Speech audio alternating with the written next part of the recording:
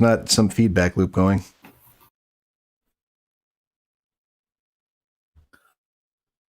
Okay. looks like we're live. Oh yeah. All right. What's happening? I'm not good at doing this smoothly. Just wait up for me. You're doing great, man. Yeah. I am like. That's what the whiskey's for. Okay, I've got the link here. I've got to move it over to the Facebook. This is so smooth, right? Seamless. It's seamless. It's totally seamless. I'm like a professional broadcaster. All right. As soon as I get this up, I don't have to worry about it anymore. Awesome. Okay. Actually, you know what? I should have questions open, shouldn't I? Just a minute while I learn how to do that. God damn it. Okay. All right. So I think I've got like a little comment thing going. I can, good. All right. This says guy on the left head's DSL. Welcome, guys. We made it, huh? Hi. Good Lord. Yeah. Well, thank you for having me. Thank you for being here. Agreed. I don't know what everybody's name is here, and I don't really see an overlay saying who's who, so I'm probably going to end up just saying you, left, or right. But we'll wing it, and tell me your name, and I swear to God, I'll try not to. I'm so bad with names, you guys. I swear to God, it's not any asshole thing. Like I can't be bothered to remember. My brain is so addled with useless trivia. Pedophile after me. I can't. Wow. Okay. Wow, that got aggressive. I just got that, Ryan. I just got that. Do you have a scar on your forehead?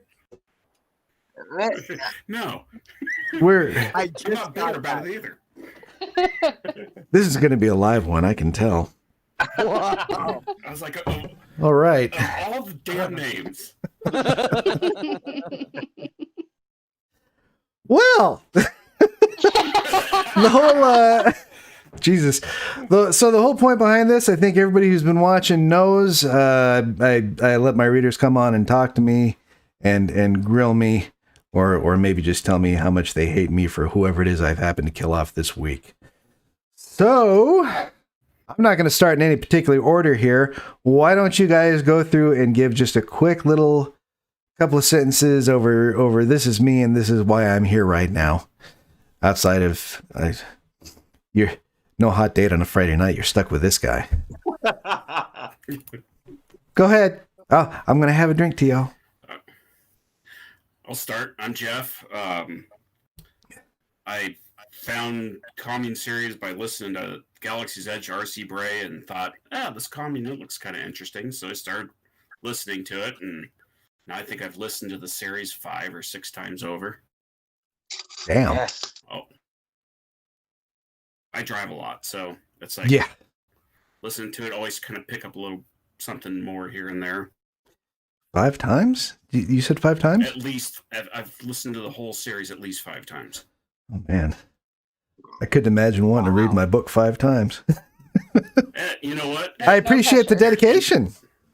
They're interesting characters. R.C. Bray is like brings them to life. It's more than just listening to a story, especially with Mr. Bray. I can understand that. Every once in a while, I'll pull out like Mountain Man or The Martian and play it, and it's like slipping on some warm pajamas, man. It's a wonderful feeling to go back to that. So okay, I get what you're saying. It makes sense. Hey, I'll go next. I'm Ross. Yes, Ross. Hello. So, I'm a recovery agent, and I got so tired of listening to the radio that I got Audible. And same thing as what I've just heard is I was listening to Galaxy's Edge with R.C. Bray, and I thought, this guy is awesome. So I saw Commune. I'm like, okay, I'm, you know, like one of my favorite authors is Justin Cronin with The Passage. And I was like, let me check this guy out. And I'll tell you what caught me the most is the way it started with the guy writing almost like it's a history book. And it just caught me. And I'll be honest, it pulled me in. And Joshua, if you would have picked any other narrator, I don't think I would have been pulled in like I was. If I'd have picked any other narrator, I don't think I would have. I'd be talking to any of y'all. I mean, honestly, I have So no. when I saw I have no when I illusions. saw- Any success I have is because he picked up my book and decided to perform it. I mean, that really got me on the map. when I saw Udo, when I saw that book, and I'm like, okay, this guy Joshua Gayu, I've listened to all 4 books and they're phenomenal, and this guy's pretty good. And then I picked up Udo, and I was like, wow, this is something special. I mean, I honestly would put you in the same category as Tufo, if you know who he is, or Justin Cronin. So wow, I'm just impressed and so astounded that you picked me. Thank you. I appreciate the hell out of that. I don't do well when people tell me something like that. It's so kind. Just to be considered in the list of among your greats, your favorites, is a real big deal to me, because I know how much headspace that we assign to stuff like that, like figuring out, it's like I've got this tier of people whose work I enjoy. If you're putting me in that list, it's very humbling, and thank you. Oh, you're there. By all means, you're there. I appreciate it. concur. Thank you. Seriously, I agree. This is the part where I stutter and get uncomfortable. Who's next?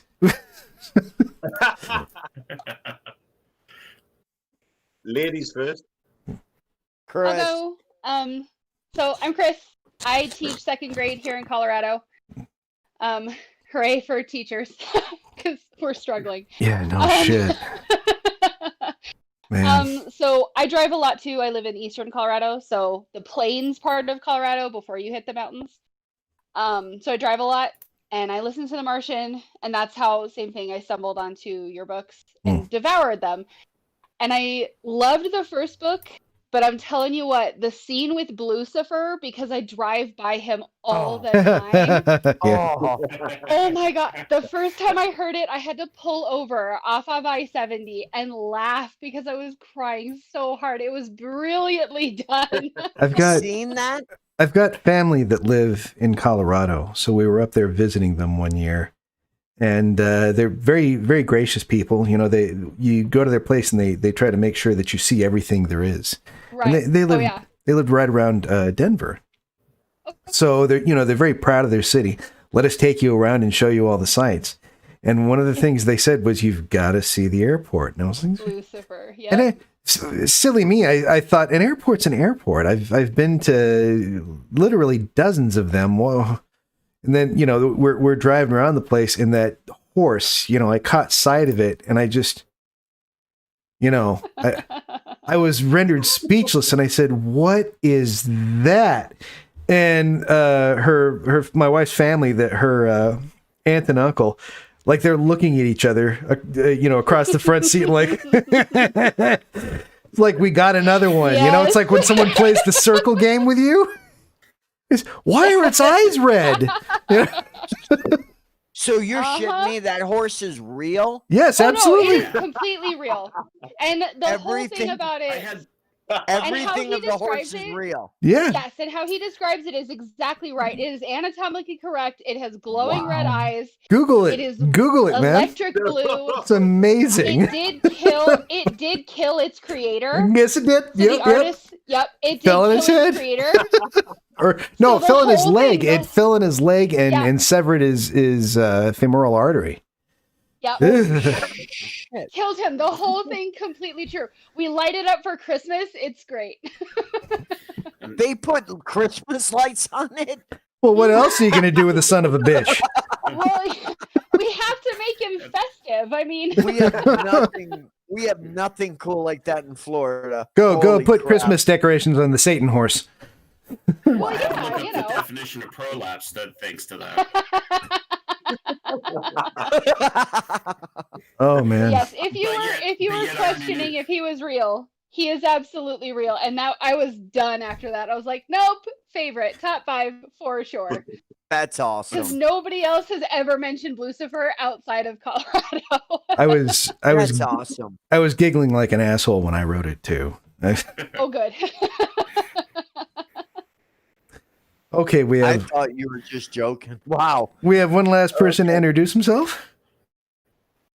What's happening, guys? I'm Ryan. Ryan has a UK connection. Yes, guys. I'm a little bit drunk. I've been to a work party. My apologies. It's 1 a.m. Wait, it's later than 1 a.m. But yeah, this is well worth it. Thank you so much for the invite. I'm absolutely over the moon. And thank you for coming to hang out with us at 1 a.m. because that is badass. past my bedtime, man. This is so good. Like I said, the Martian caught me to RC Bray, Yeah. which brought me to Joshua, and honestly, I was hooked.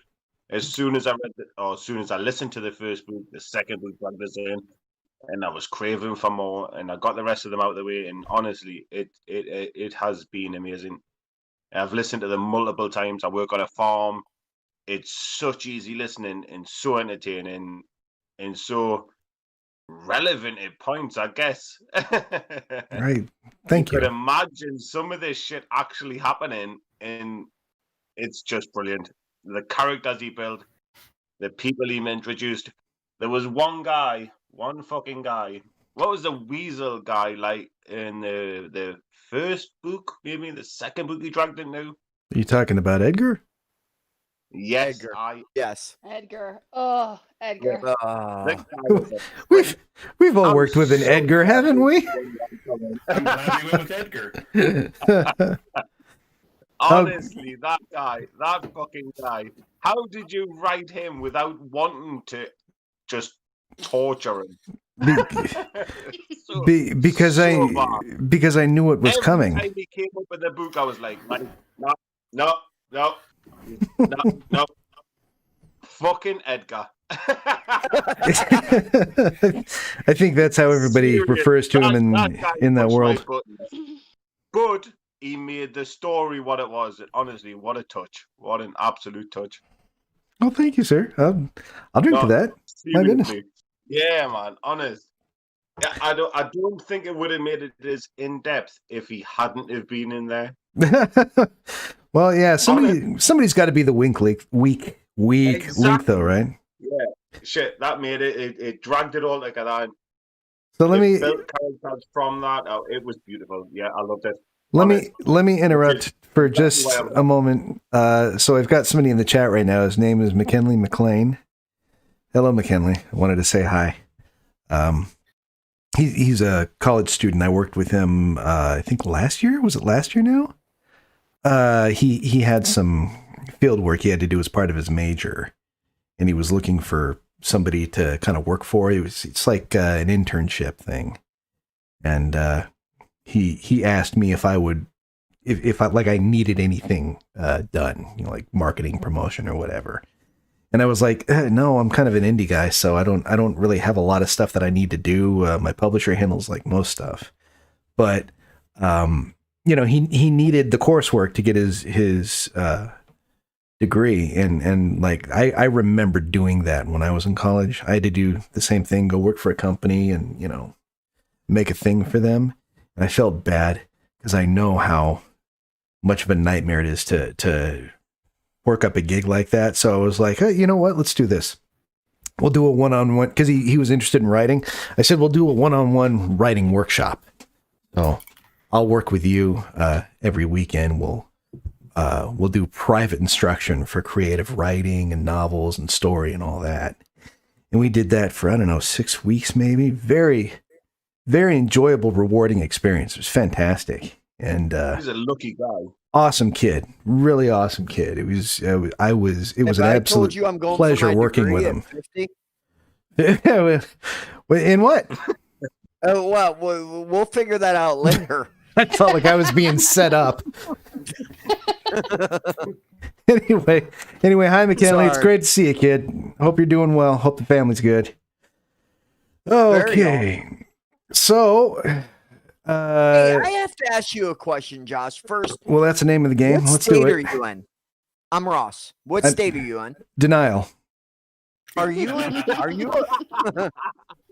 prepper? Okay. I live in California. Okay. Fucking really good question. 2, I'm not. I guess yes and no. I'm not. I wouldn't consider myself a prepper because if you You're got a gun guy, though, right? if you I enjoy shooting, You've impressed me with a couple and I think that parts of the book. like my dad raised me.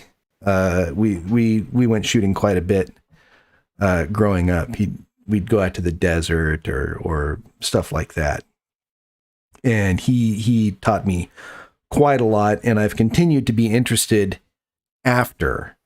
I wouldn't consider myself a gun guy by any stretch of the imagination. I don't have this vast collection of rifles laying around in my house.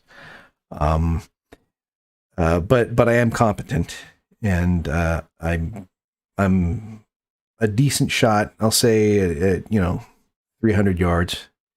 Any more than that, and you're probably going to need me to like get a really good scope. So I was impressed. my eyes are going, and then the prepping. I would say that I'm much more prepared than your average Californian. Awesome. But if you were to look at, if you got a friend of mine, Angry American, out to my house and went over what he'd probably be shaking his head, saying, "No, you don't do this. This is all wrong. And you need this. You're deficient on that." But for the critical essentials, we're well covered here, and That's awesome. can deal with pretty much whatever comes, and we're flexible enough to handle what we haven't really planned for, whatever that's worth. You impressed me with a couple of the guns you speak about in the commune. Like, I was like, wow. So I had to ask that. Thank you. Yeah, that's fine. I mean, some of that is like personal knowledge, but then a lot of that is just Google foo, right? And watching lots of YouTube videos to see how people, like, I'd never held a Tavor in my hands. I don't know. That's the gun I'm talking about. Conceptually, I know how it works, and if I picked it up, I could run it, but I don't have any actual time with it. I don't have any muscle memory. So, you'd see me kind of fumble with it a bit. As a kid, I grew up with the older stuff, like a lot of revolvers, lever action rifles, and things that are more like that nature. Pump action shotguns.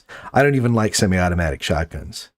I prefer a pump. I'm from England. We literally grew up with potato guns.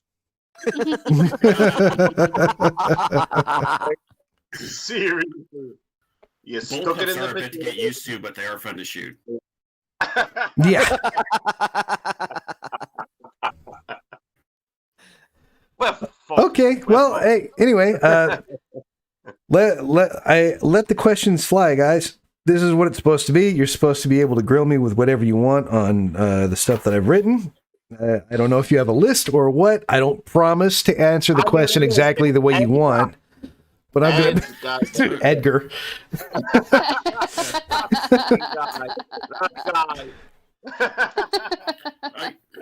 You take notes the way I used to take notes in school. I have thoughts on Jake, which Oh, great. Okay. I heard somebody say I have thoughts on Jake, and then their voice cut out. Yeah. Who doesn't? Awesome. Oh, I think he may be gone. Oh no. ask the same questions. Yeah. And like you say very clearly in Uh-oh. Can you guys still hear me? Mhm. You Yeah, were we can. you were cut out. I would say start again. There was a lot of information through the middle that was cut out. Shit. He's Damn. gone again. Yeah, I think that's what it's going to be. Damn it. Okay. Well. Right, fuck, I'll start. Okay. What made you hold out on Jake? What made you restrain him from expressing who he was? Oh wow. Good. Okay. God, you're a strategist, aren't you? Wow, that's a good question. Because Thank you, Ryan. that's really hard to sidestep. That's a perfectly specific question that doesn't force me to violate any of the story. You fucker, you. Okay, let me think about that for a minute. God damn it. Jesus. Well, I think the main answer for that really is that I wanted him to have the effect he seems to be having on my readers. In other words, some of the ideas that I wanted to explore in the book were best told through a character like Jake, where it's really hard to pin him on. Would you consider this person your hero or not? Right? It's like I was looking for a very gray character specifically. You nailed it. Because and if anybody hears that, that's my garage going right now, and my dog barking. I don't know. I've got compression filters and stuff set up. Maybe it's being masked out. So I wanted I wanted a gray character that could, I felt, occupy both of those spaces, and really who he ended up being for the reader was dependent largely on who the reader is and what their experiences are, and that kind of thing interests me. That's like extra frosting that you get as a writer if you can make something like that happen. It's fun because then you get to watch your readers have discussions about these things because it's a puzzle to them and they want to work it over. And in the process of doing that, they continually discuss the material and they redefine their relationship to it and what it means to them. And then they can go through the book multiple times, multiple readings, and find new things in it. And that informs their idea of what it means to them. That's the whole reason I write books is because there's usually an idea that I have that I want to share, and it's not necessarily something I know. Maybe it's a problem I'm wrestling with myself or something I'm trying to understand in my own life. And because I can't come up with an answer easily for myself, I find a way to build a story around it and then put it out so that people like yourselves can read it and then come tell me what the fuck it means. You know what caught me, Joshua, honestly, that caught me on your story. This is Ross. Is Jake, and it was two parts. And it was the part of him in the hotel room when he was trying to decide on what he was going to do with this drifter loner dude in the hotel. You know, I want you to do the right thing. He is telling us that, you know, if he doesn't do anything stupid tomorrow, I'm going to help him. You know, I'm going to work it all out and I'm going to help him set himself up. And he had to kill him. And the next step is when he met that guy at the fireside, that was the firebug, you know, in in Jackson. And those two parts made Jake everything that I fell in love with him. Thank you. I mean, guy's a fucking man of mystery. Yeah, there's not much more I can say to that, but thank you. I'm glad to hear that. I'm glad it worked out. I was really iffy. I'm not going to lie to you. I'm going to be honest to you. I was really iffy reading your books at first. You were kind of a new writer to me. I have a set genre I read to and I listen to, but that first with him in a hotel room, you know, and I'm picturing Jake curled up next to between the wall and the bed, and he's got the rifle aiming at the door, and he hears the clicks and the scratches of this guy that's getting ready to come in, and he has to make a viable decision that decides on the rest of his character. And that was phenomenal. And from then on, you just took me. That was it. I was done. Oh, good. I'm glad it didn't take too long. Some people say it takes a long time for my books to go anywhere. No, and it was the second point that him at the fireside and him having, like, you knew he didn't want to do it. You knew he didn't want to kill him. You knew he had to kill him. And it was just kind of amazing in the way he did it. Like, it was amazing. I don't know how else to explain it. I'm sorry. No, I think that's well, I couldn't ask you to say it any nicer. First of all, thank you. I feel like I'm going to say that a lot. I don't know. You know what's funny about that book is I wrote it what feels to me like a long time ago now. But you mentioning that scene, you know, I hadn't thought about that in forever. I don't know how long it's been. That's my favorite part of the whole series. I think out of all the books I've written now, I'm writing my 10th book right now. And out of all the ones I've written, I think that first one was my favorite. I had the most fun writing that. And really, I think that was because I knew less about what I was doing back then than I do now. You know, I spent a lot more time planning now than I did on that first novel. And a lot more time researching and laying things out. And there's certain mechanics that I know that either work or don't work in a story, and it's like real nerdy under the hood shit that you don't really want to think about as a reader. But knowing those things and having to account for them, it makes the process more mechanical sometimes. You know, it's more planned out. And sometimes I feel like the spontaneity suffers. And I find ways to bring that back into it. You know, like I leave the plan kind of loose enough so that I can go off on a tangent if I feel like it. But that first book, I had very little plan. I had very little idea of where I was going outside of like what the end goal looks like, what I was going to try to turn it into. When I came back and rewrote it was when I knew it's like, ooh, okay, I've got a solid concrete plan for everything. But that first time through, it was just me being wild. And yeah, it was fun to do. And thanks for the memory.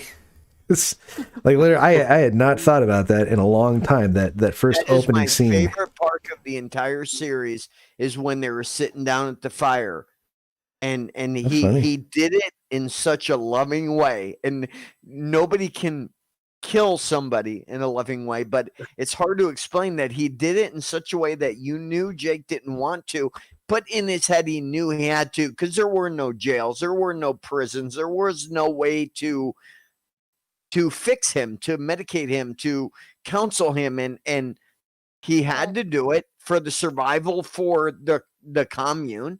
And okay, that is when I fell in love. But playing devil's advocate, could he not have just rounded the kid up, taken him to the outside of town, and told him in no uncertain terms, "Don't come back here," and sent him I on? think that's where it left it well. No, Like you don't he fucking would have know. come back. And How then do you be got in left the with back of a your second head. round? You got in the back of your head, just like you built Jake. Remember, you built Jake, and you built Jake to think about, well, I should have checked that building out, or Right, the me guilt. and Angela's daughter wouldn't have gotten saran wrapped in the chair. So no, you couldn't have done that. I mean, yes, I mean you would want to, but do you do that when you're Jake? No. I don't think you could have. I don't know. I think in Jake's case, yes, he took the only action that made sense to. Hey, hello. I hope all is well now. My internet totally died. Yeah, it happens, man. Oh, no. I'm hoping mine doesn't go next. Well, what I was going to say was I think Jake took the only action that made sense to him, At the time, but sure. I don't necessarily know that action makes sense to everyone in general. Made sense to me, but I Fair can enough. appreciate what But you're saying. that tells me something about you too, my reader. At You know, that point, this in the see this apocalypse, is what I there's no talk about prison. though. When you ask me why I leave things open, I get to have discussions like this, and Awesome. when discussions like this happen, they tell me things about the people they're reading my books, and Sure. and how it strikes them, and really like it's maybe it's selfish on my part because it's kind of a way for me to gauge what I'm doing and if it's working or not. You know, I don't read reviews. So I'm sorry, what was that? So Not having book 5 is a little selfish. Oh, is it? I agree. If you were a girlfriend, I'd break up with you. I'm married. I'm fine. I had some thoughts on Jake. Okay, yes, you were Before gonna my internet crashed. share him.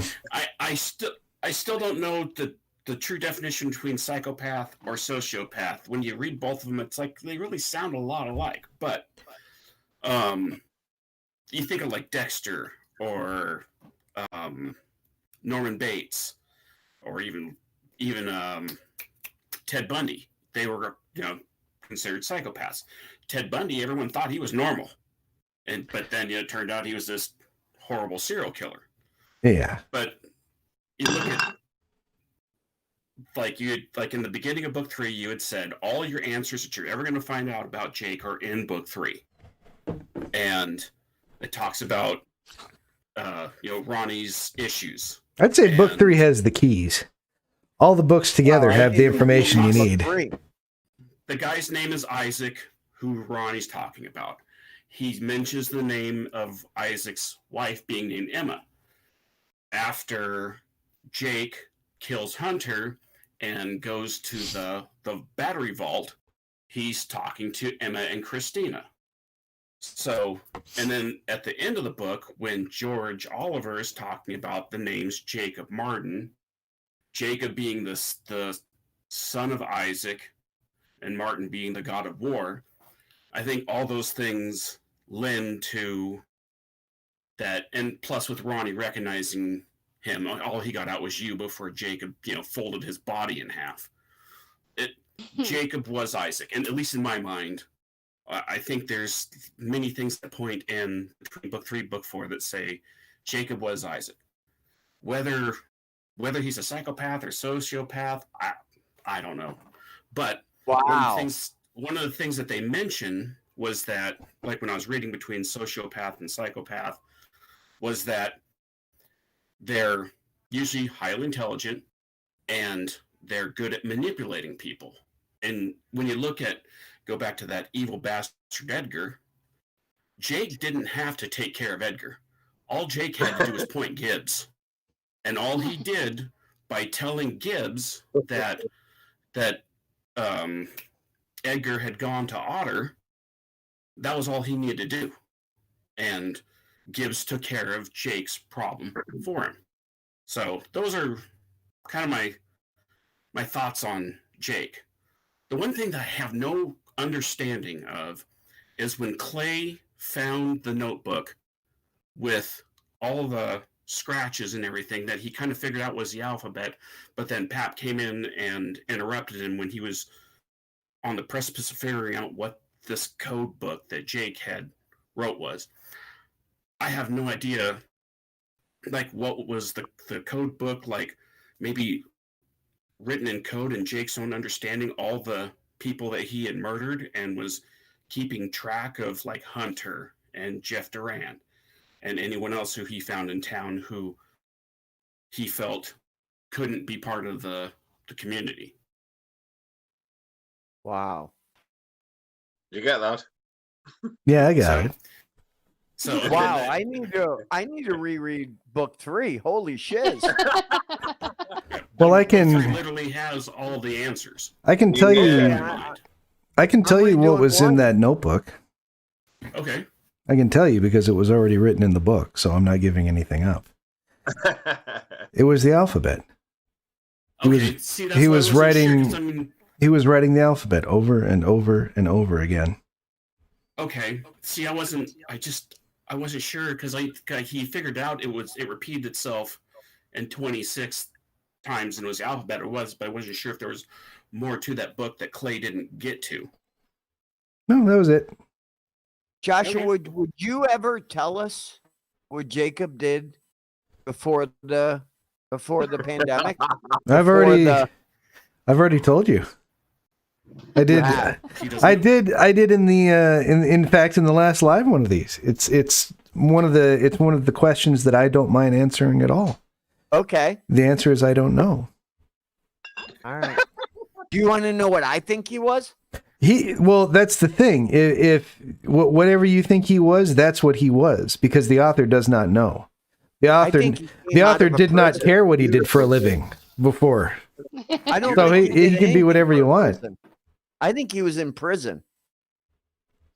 Well, he did claim in his story to the Otter that he had spent a considerable portion of his formative years as a ward of the state in a juvenile corrections facility.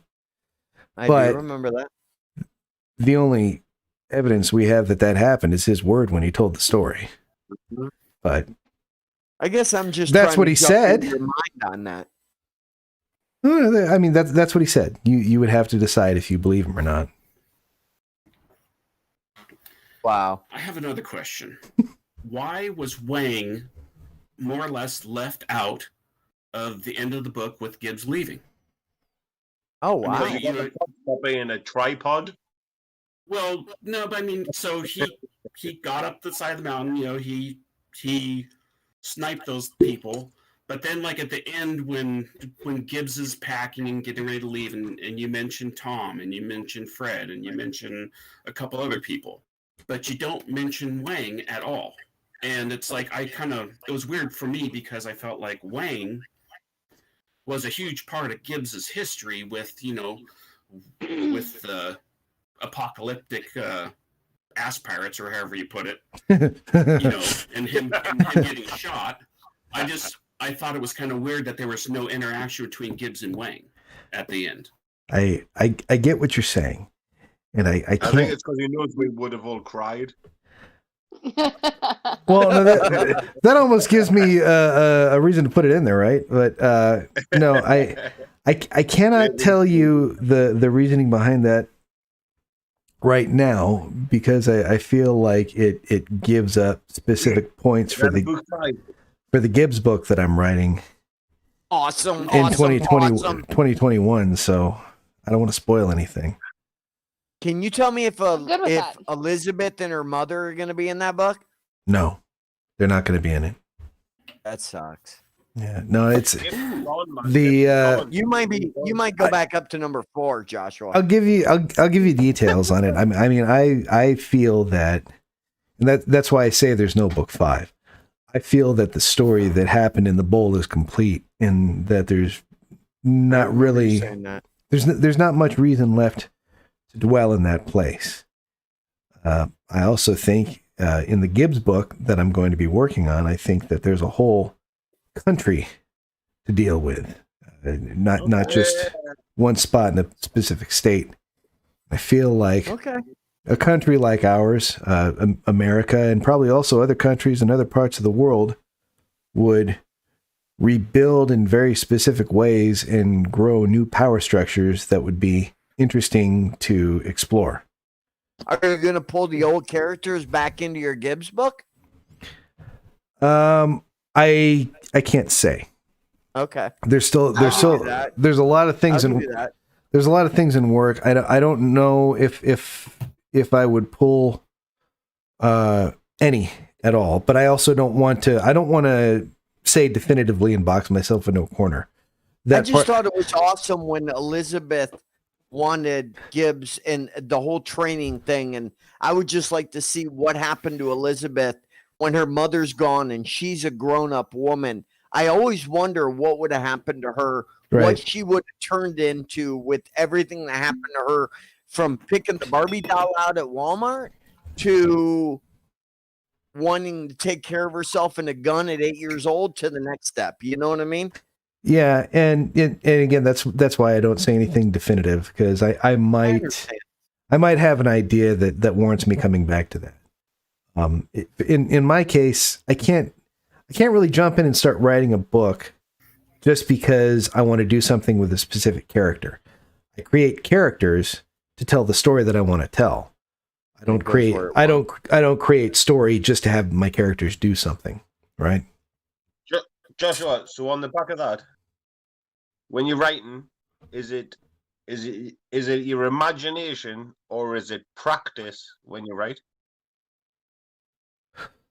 Can you elaborate on that, please? I get imagination, but what do you mean by practice? So do you write from what you know will entertain and what you think will benefit growing a story, or do you go from a basis of what you've got in your mind that you envision? I see. Well, what I can tell you is that the process that I follow to write a book kind of changes every time I do it. It's always evolving, but Yeah. for the most part, I don't move forward on writing a book until I know that there's a point to it. I might know Yeah. that there's a book that I want to write. You know, like I've known since probably the second or third commune book. There's a Gibbs book that's going to happen here at some point. We are. This I would character, say we are over the moon about that. yeah. This character, this character is too popular to not bring back, and at some point, you have to ask yourself: are you doing something on principle, or are you just being a dick to your readers? Like, you know, your readers want you to bring back a certain character. It's like, oh, well, if you can find a good reason to do so, bring them back. And so in my case, that's literally covered. Yeah, Joshua, we all like crane eaters. it's a good.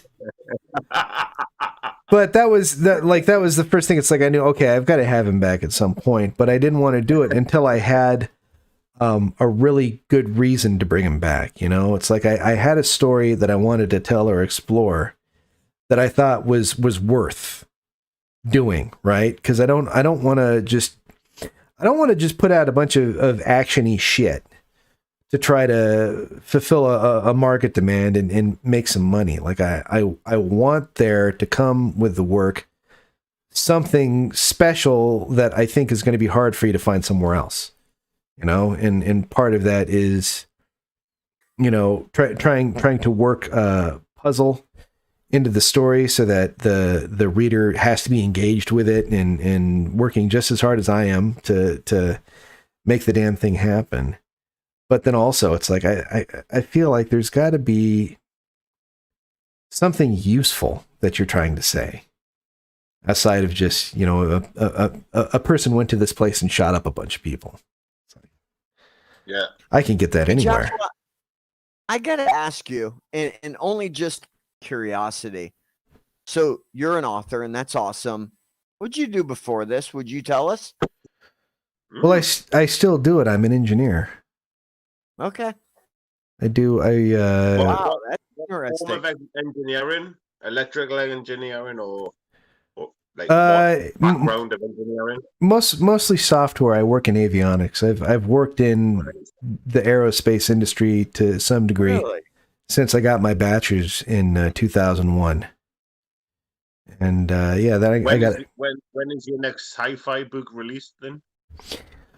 I can't Udo say 2. specifically. It's Udo Udo the Warlord. Udo 2. The book is done. It's submitted to the publisher, and it's really when Bob has the time to get to it. Can I have Bob's phone number? No, you may not. I'll tell I've you been- what, I love Udo and how you went from Apocalypse and I knew from the very beginning, I don't care what anybody else says, I knew from the very beginning of Udo's world, I knew what it was, or at least I thought I knew what it was. So that's phenomenal that you can flip from that to that. That's awesome. Very Thank good. you. Very, very good. I think in my case, I think it helps me to operate from the assumption that the setting doesn't matter so much. I agree with that. You know, I like It matters to us.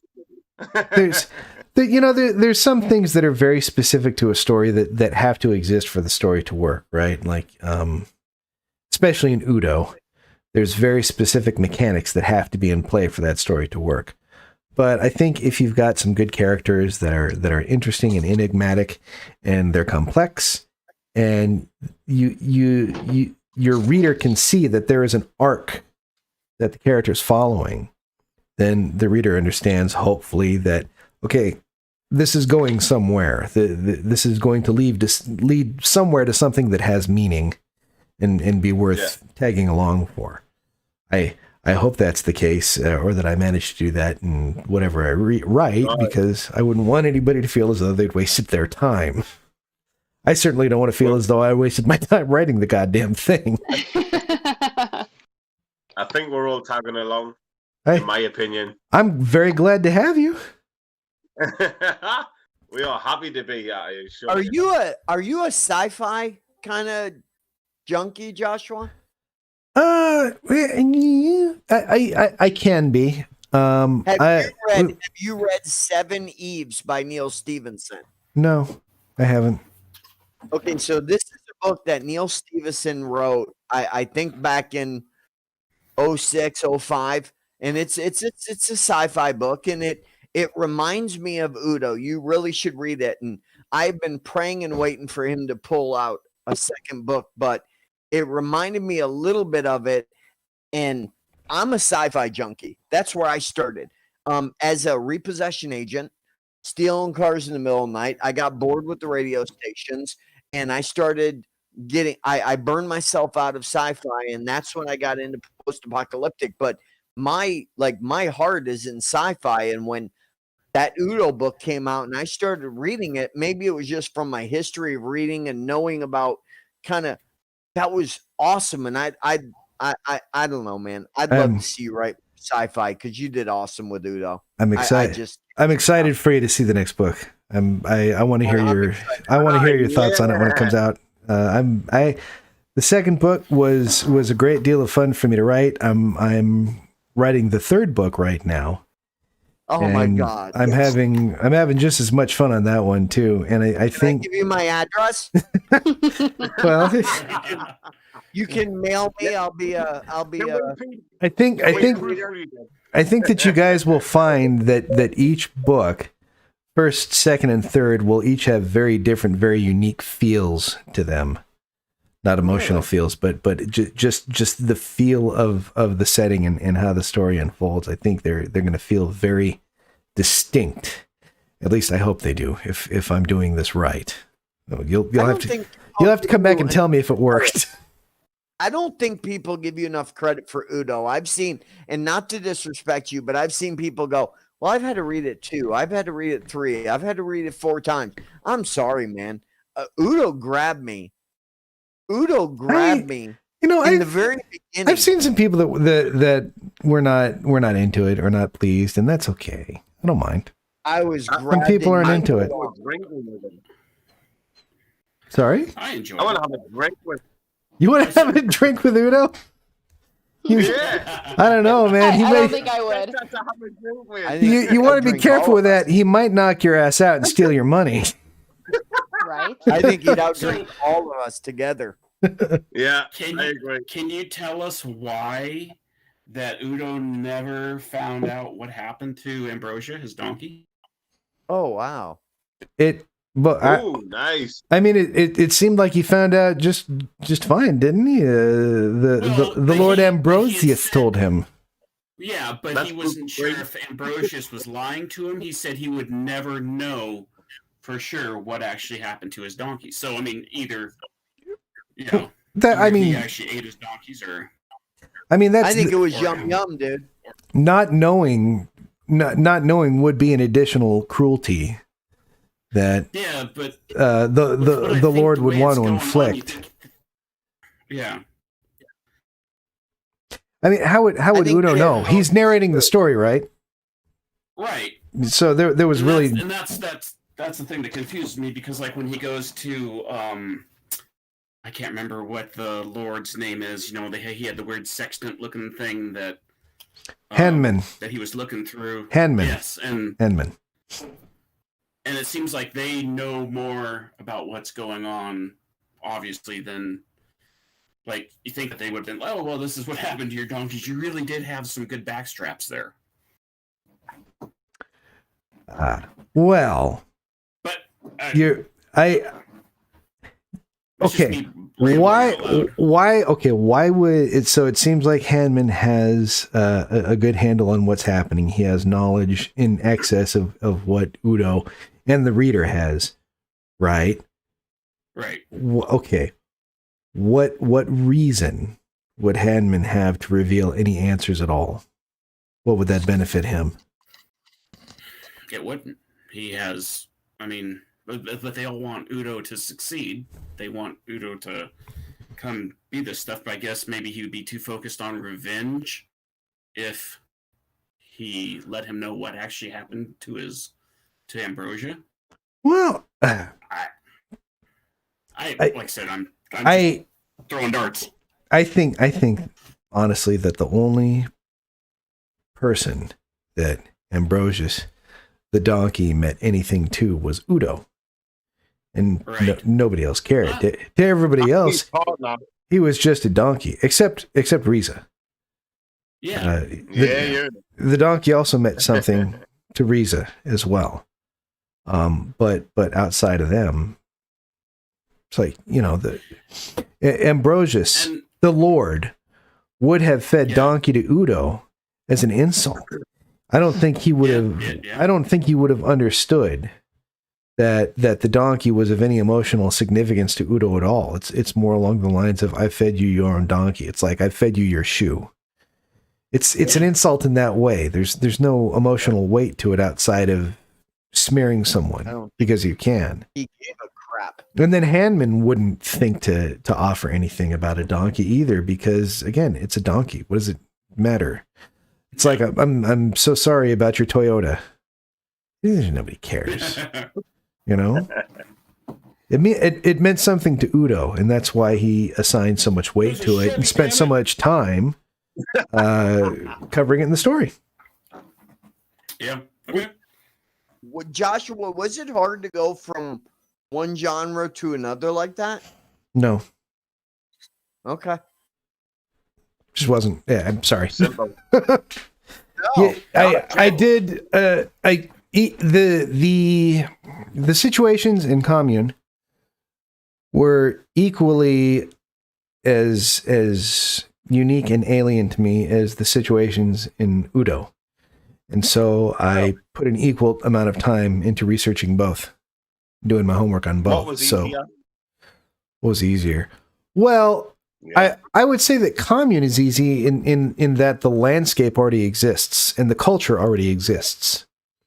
I don't have to create whole cultures of people and behaviors Whole worlds. to populate. It's like I can just go based on American culture, and a lot of the cultures and the displays of culture that I put in the book were things that I've had firsthand knowledge with. Lucifer, for instance. You know, nobody goes on Google and says, "What's weird shit about Colorado that I can throw into my book so that I can make the locals feel If excited?" you ever need any Right? of those ideas, just let me know. Yeah. But you How would many have, people went online and went, "Oh, what's a blue waffle?" but I would have had to, No. I would have had to see that though, right? I would have had to see something like that and been impacted by it to write about that horse's scrotum so lovingly. And I think I spent 2 whole paragraphs, Well-crafted. you know, I know. lovingly sculpted with words, just like this. Whereas with So Udo, I I did. take it- I had to make up a lot of extra stuff. You know, in Udo, in the case of Udo, I cheated. I just took a lot of customs from medieval Europe, the Germany region, and so forth, and also some Viking custom, which we'll see a lot more of in the second book. Chris, you've been quiet. Just to drag you off the situation of being an engineer. How the shit did you write such good books? Like, literally. I don't know how did to you answer that. study? Did you go to college? Like where Oh, did this come from? That's serious. That shit's so good. Like, how did you get from being an engineer to writing such great stories? I'm assuming you like the way I put the words together. Thank Yeah, you. of course. I mean, I word myself after yourself. I don't know. I've not really studied English or gone to school for writing or literature. So how did you manage to word such beautiful stories? Well, I To put think it lamely. I think that I've always had a knack for it. Sometimes you just have a talent for something. And I've loved books my entire life. My mom had a big hand in that. She made sure that I could read before I entered into the school system. You know, you were in kindergarten. That's where they actually start teaching you how to read and write and, you know, put words together and all that. And I could do all that stuff already. I was already reading books to myself by that point. She'd worked with me on that. And for whatever reason, I had a head for it. My brain does fuck all for math. Okay. Like, being an engineer, right? Like maybe I shouldn't say that. I don't do math problems. I write software to do the math problems for me because I don't like it. But I mean, ever since I was very young, I had a strong ability to read, and then also through that reading, I tend to be a good mimic. Like if I see somebody build something a certain way, I can build that thing. If I hear somebody speak a certain way, I can imitate their voice. And if I can see someone write a book a certain way, I can imitate that too. So I read tons and tons of books, and I started to get a very strong idea of what works and what doesn't, and how sentences go together, and the ways that you can do that to make them the most pleasing. And then as a side effect, like I would go back and take all these language aptitude tests in the schools, failing all of my reading, writing, English, literature, failing all those classes all through school. But when they tested me for sentence structure, writing, reading, cognition, comprehension, I was always like in the top percentile for everybody in the state or nation or whatever that was doing that. So like I had that ability somewhere. And then at some point you kind of learn to move away from mimicking what you see other people do, and then you figure out how to do it your way. And you know, for writers they call that a voice, when you find your own voice. But I think that's really been, like, once I started doing this professionally, that's been the thing that I've focused the most on perfecting is voice. It's all the mechanics and stuff. That's been all bouncing around in there amongst all the Star Wars trivia for years. So is the Log of the Sea of Cortez worth downloading on Audible, or are you just messing with us? I think it is. It's worth it just for the remembrance that Steinbeck wrote for his friend Ed Ricketts at the beginning of the book. So if you're a Steinbeck fan, and most especially if you enjoyed Cannery Row and its follow-on Sweet Thursday, I've been to Cannery Row. I used to go there every couple of years or so. I've seen Ed Ricketts' house. I've been inside his house, and I would spend lots of time in that area because I was such a big Steinbeck fan. He lived up in Salinas, California for a very long time. And just the experiences that he put in the book, Cannery Row and then later Sweet Thursday. All of those characters were fictionalized, but they were based on people he knew. One of them, the character, the Doc, was based on his friend Ed Ricketts. And you realize that Ed Ricketts himself in real life was an accomplished marine biologist. Some of the books that he wrote back then are still used in schools today. And Holy shit. you realize like this person that you read about in a book is real, Then you've got these two pieces of fiction that cover an idea or an idealization of a person. Then you get the log on the Sea of Cortez, and it covers a fishing trip that Steinbeck took with Ricketts down around the tip of Baja, out in Sea of Cortez, East Cape, and so forth. And you get a sense of who that person really was. And then at the end, Ed Ricketts was killed in a train accident, and Steinbeck wrote very nakedly about the man's last days as everybody gathered to see him off. It's an incredible read.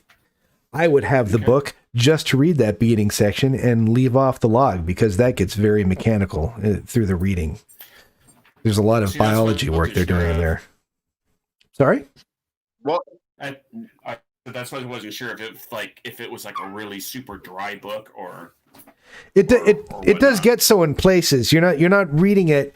They wrote it from the interest of marine biologists. So it's a useful document to scientists of that persuasion. But that's not what you're reading it for. You're reading it for those nuggets of the relationship between those two men through the story. Okay. Hey, Joshua, I've got I had a question. Oh, go ahead. I'm sorry, Chris. That's all right. Yeah, it's good. You've been quiet for so long. I know. Every Speak time now, I go to speak. talk, I was like, oh, never mind.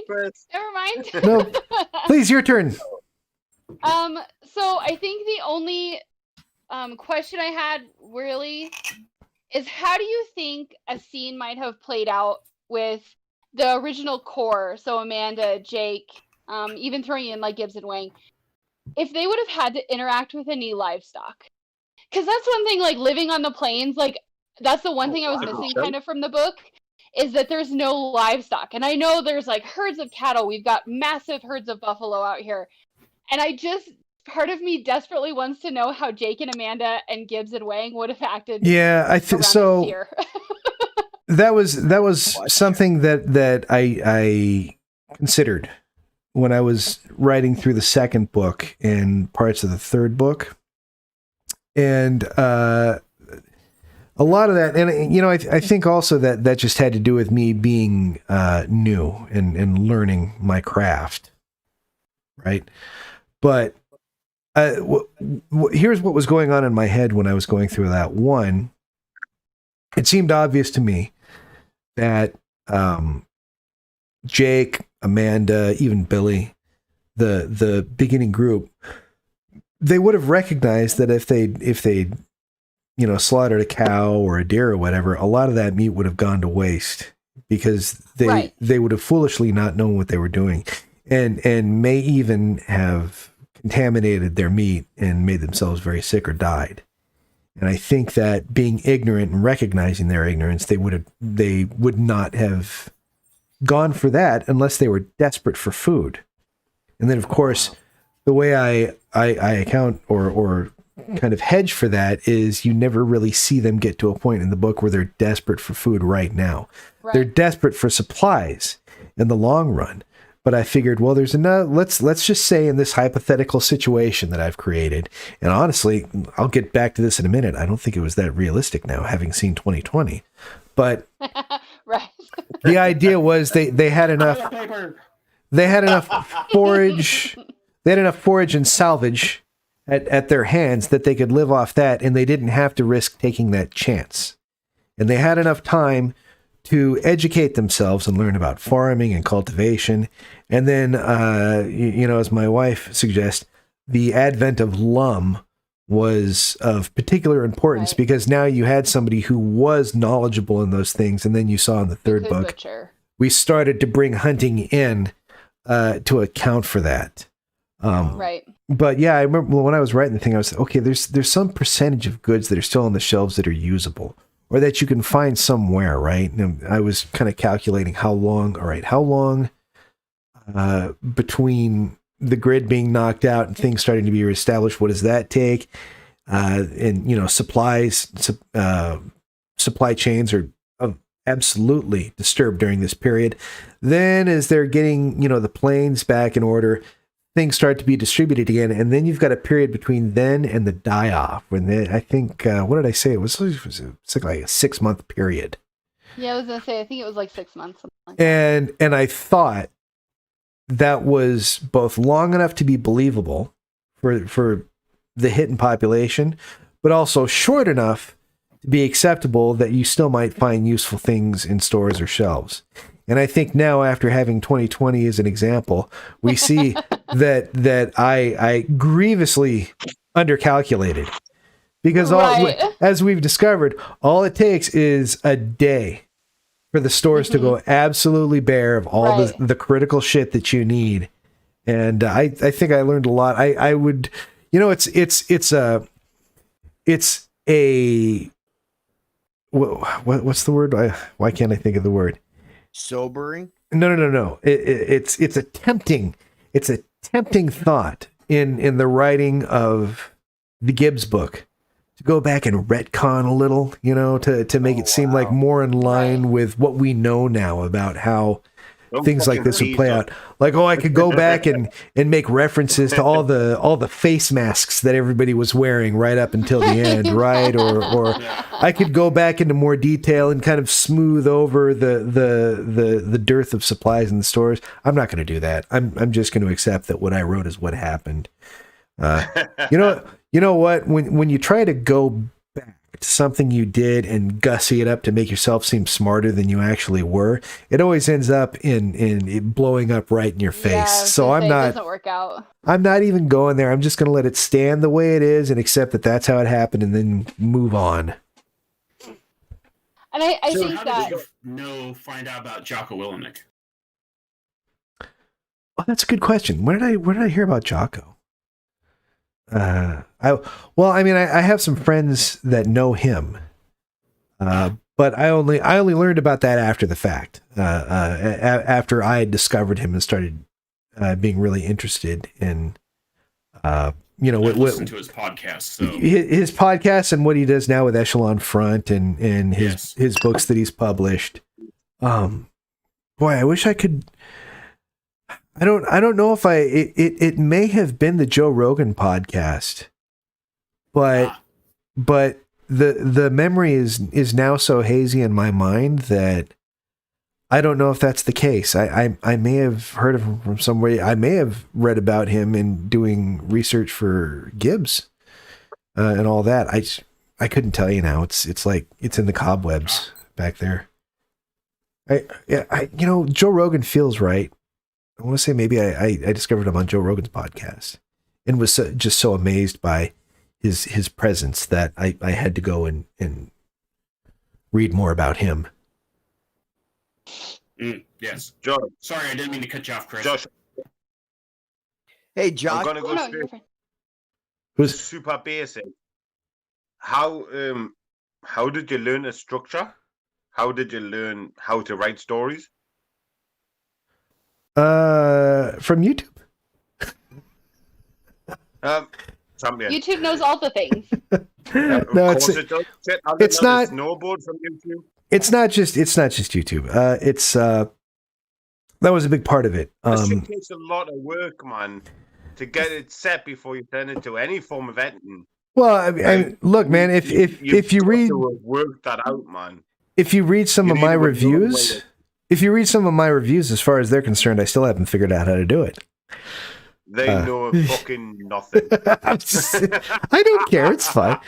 No, look, They know nothing. a lot of it, again, like I said, it has to do with reading a lot of other books and seeing what other people have done and what I thought worked and what I thought didn't work. Also, just loving movies and film. Yeah. So much of my audience now today, they process everything visually. They process story visually and through the medium of film, when we imagine a book playing out in our heads, it probably looks like a movie that you watch in the cinema, because It is exactly like that. because To that's me, become so much a part of our culture. And also, readers love to cast their favorite actors as specific characters in books, and then that person becomes that character in their head. Yeah. So I've watched tons and tons of movies, and then again in movies, you watch them and you say, okay, certain movies are good and certain movies are bad. Why is that? And I've got a very analytical brain. I love to catalog shit like that and look at all the little parts and pieces and what makes or breaks a story. Everything I do, from writing books to like making guitars or whatever, it's like that analytical procedural approach. And so one of the things that really connected it all together for me was, and this is going to sound ridiculous, but I swear to God, it's the truth. Years ago, and I don't remember when, I watched Red Letter Media's Mr. Plinkett review of Star Wars Episode 1, The Phantom Menace. And it was a real eye-opener for me, because I'd always understood that I disliked that movie for structural reasons of character, but I didn't have the language necessary to define why that was. Like, I couldn't pick out specific, like, all I knew was, oh man, Jar Jar sucks. I hate Jar Jar. And that kid is also annoying. But after watching that video, after watching that video and seeing the guy who made it, his name is Mike Stoklasa, after seeing him like surgically pull apart that movie, identify what's incorrect, and then put it back together again, it was this major epiphany that I had, where I was like, oh my God, it's not just being creative, it's not just getting lucky. There are specific levers and buttons that you press as a storyteller, and you do them at strategic points, and you do things in just such a way that it maximizes the impact of the point that you're trying to get across. And when I understood that, it was kind of like a fucking Rosetta Stone, where it's just like things started clicking into place. And then I went back and I started watching movies that I loved through that lens, with almost like this new understanding that I had. Why do stories work the way they do? And it was kind of like a crash course in figuring out how to put things together, how to move them along quickly so that things are not wasted, how to show and not tell. It's all that stuff. I learned all of that from a movie and film perspective.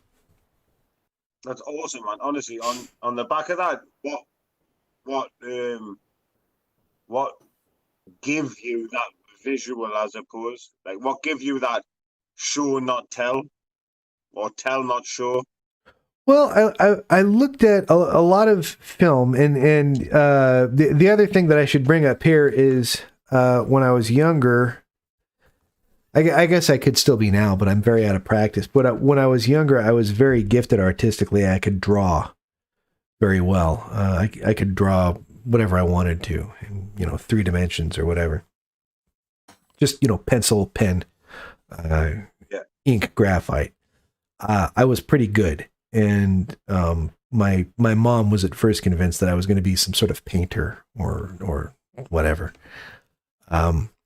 So I have a very visual mindset when I imagine something, right? I see things very visually. I see action. I see movement. Not color so much, just movement, energy. So that's kind of how this up here works. But then also just from a journeyman's perspective, like learning the tools of the trade, I would watch movies that had a absolute minimum of dialogue, and just had, the actions of the performers to tell the story. And I would focus on that. I would look at these, like, how do these movies, what ways do they find to tell you what's happening without just having their character sit down and say, well, I happen to be X, Y, and Z, and here are all my beliefs, and here's who I am as a person. And it's like, how do you learn that from someone without them speaking the words out to you. And focusing on that, you find a way to translate that into writing. You're basically describing what you see in your head, but you find a way for a person to act so that it betrays aspects of their character and who they are and what's going on up in here. And you find a way to do that through what they do rather than what they say. So on that, is that how you learned to express your characters? To So express. you knew these characters, you felt them, you knew who they were going to be in your mind. Oh, I You see. literally put them on paper. That's evolving. It's evolving as much as the way in which I plan a story. My first few books, like Commune 1 and 2, I did what I call cheating. I just took people that I knew in real life and transposed them into my book, and I would exaggerate or dampen certain behaviors characteristically to get the character that I wanted. I hope you're not still friends with Edgar. No, Edgar. Edgar was simple. I mean, for me, like, to my mind, Edgar was an archetype more than a person. He was like a cartoon. He was every self-assured, punctilious asshole that we've dealt with at work, right? And I almost, like, there were certain points where I was writing him and just thinking, is this over the top? Is this not believable? Is he too much of an asshole? And I thought, no, we've known this person. We all know this person. Everybody has an Edgar at their work. Yeah, Hey, where Joshua, can I ask you Far a too much question of an when you're arsehole. done? yes, was that Ross who's asking? Yeah, I'm sorry. Well, I didn't mean to Go on. interrupt. I'm sorry. no, that's absolutely fine. No, please. So, please. like, without like sounding like I'm brown nosing you, I honestly think no, You are. I think I'm joking. I think he'd realize he's in my top fifth. Remember, like post-apocalyptic is kind of my genre besides science fiction. So, I don't think you realize, and when I say you, Joshua, I don't think you realize where the commune's going to end up in years to come. So, my favorite post-apocalyptic is Alas Babylon, number one. Bottom Okay, line. I've heard of that. Pat Yeah. Frank. And then second is not the goofy ass I Am Legend we've seen on TV, but the real Oh, I Am Legend the original. from Yeah, Richard Matheson. yeah. What is? Can I ask what your favorite post-apocalyptic story is? Oh boy. I can tell you the one that was a total eye opener for me. When I was a teenager, and my relationship to the book now is different than it was then because I'm a 42-year-old man now. But when I was a teenager, and God, let me see, I was in there somewhere. I was 15, right around that age. I read The Stand. Oh my God! And at the time. Yes. At the The only time, fucking book you can listen to without having to not put up with whoever he's dealing with. yeah, I at the The time, guy can write a book, but shit, he drags it out. no, I know. That's what I'm saying. Like at the He time, drags it out. It's old right now. when I was a kid, Good book, Stephen though. King could do no wrong. When I was like, I devoured everything that he read. I have different Agreed. viewpoints now. There's certain things now where I look at what he does in his books and I go, I disagree. But who am I to tell him anything? Honestly, Yeah, right. it's like if you're looking at reach and cultural impact, Reach? I should be Okay, sitting down and good. taking Stephen King lessons, obviously. But Joshua, just send him a copy of Commune. he'd never see it. When we're talking about levels, man, I'm to him I'm about as good as the rando at the gas station. I'm nobody. But He's been here for a long ass time though. yeah. Well, shit. The publishing year for The Stand is my birth year, 1978. I have in fact. Hold on. There was no one better at the time. Right now, man, the competition's deep. Look at this. See this? I've got a first edition print of The Stand Oh my Holy God. shit. from the year it was printed. I've got a lot of That's awesome. I've got a lot of antique Holy books. I've Can I got have your a address? no. I have a I may. Hey, what do you think about DJ Mullis? hold on a second. What do you think about DJ Mullis? I'll show you something here. Hold on. I don't know who DJ Mollusk is. Does he have good music? Here, look No, at this. he's a Yeah, writer. sure. And he wrote. Can you see that without the glare? Anna Karenina, Oh wow! Leo Tolstoy. That is first run print, New York, 1886. Holy shit. Yeah, I've got old books. Sorry from your language, but wow. Yeah, I got the 6-volume set of Les Miserables right next to it. I Are like you it. serious? You don't know who Crazy. DJ Mullis is? No, I don't. I No, look. I don't pretend to be well read. I've stumbled across things that I like Google this him like for this me. old stuff behind me, and I read it. I Does like it, and I really collect it. just write like a dream? He wrote the series called The Remaining. Okay. And honestly, when I first started reading your Commune series, his book was the one that I was like, oh wow, he's like really similar to him. I mean, for shits and giggles, Google DJ Molles. Okay, hold on. Well, I'm not going to do it right now because I'm in a No, I'm in but a when you're thing with done, you guys. You know what? Do me a favor, actually, because I'm gonna not be able to read my writing after I put it in the chat somewhere, like either in Discord or in the Facebook thingy where we're all talking. Put that name in there will. so I can go check him out. I'm doing it right now. I think you would be amazed if you get into that because he writes a believable. And when I say like Mark Tufo is a god in the zombie genre, but DJ Mullis writes a believable apocalyptic, kind of like you did. Like, yeah, the shit hit the fan, but it's believable. Mark Tufo, you got zombies crashing through your house in Colorado. It's not believable. But DJ Mullis writes it in such a believable way that these zombies aren't zombies. They're alive. They're just sick. And he's a really good writer. You should check him out. Okay. Let me ask you guys something. Has first of all, excuse me, did we lose Chris? Yeah, she She actually had to go. Oh, she posted shit. a thing saying I'm out and she had to go. I meant to say something, but everybody was talking. I'm sorry. Oh, God damn it. She just popped out. Well, shit. Bye, Chris. Thanks for joining us. Damn. She's an awesome chick. Yeah. I haven't met one person yet in the shit bus group on Facebook that I thought was a horse's ass. Everybody's been very wonderful, Oh, very, that's cool. very kind, very nice people. It's Everybody is.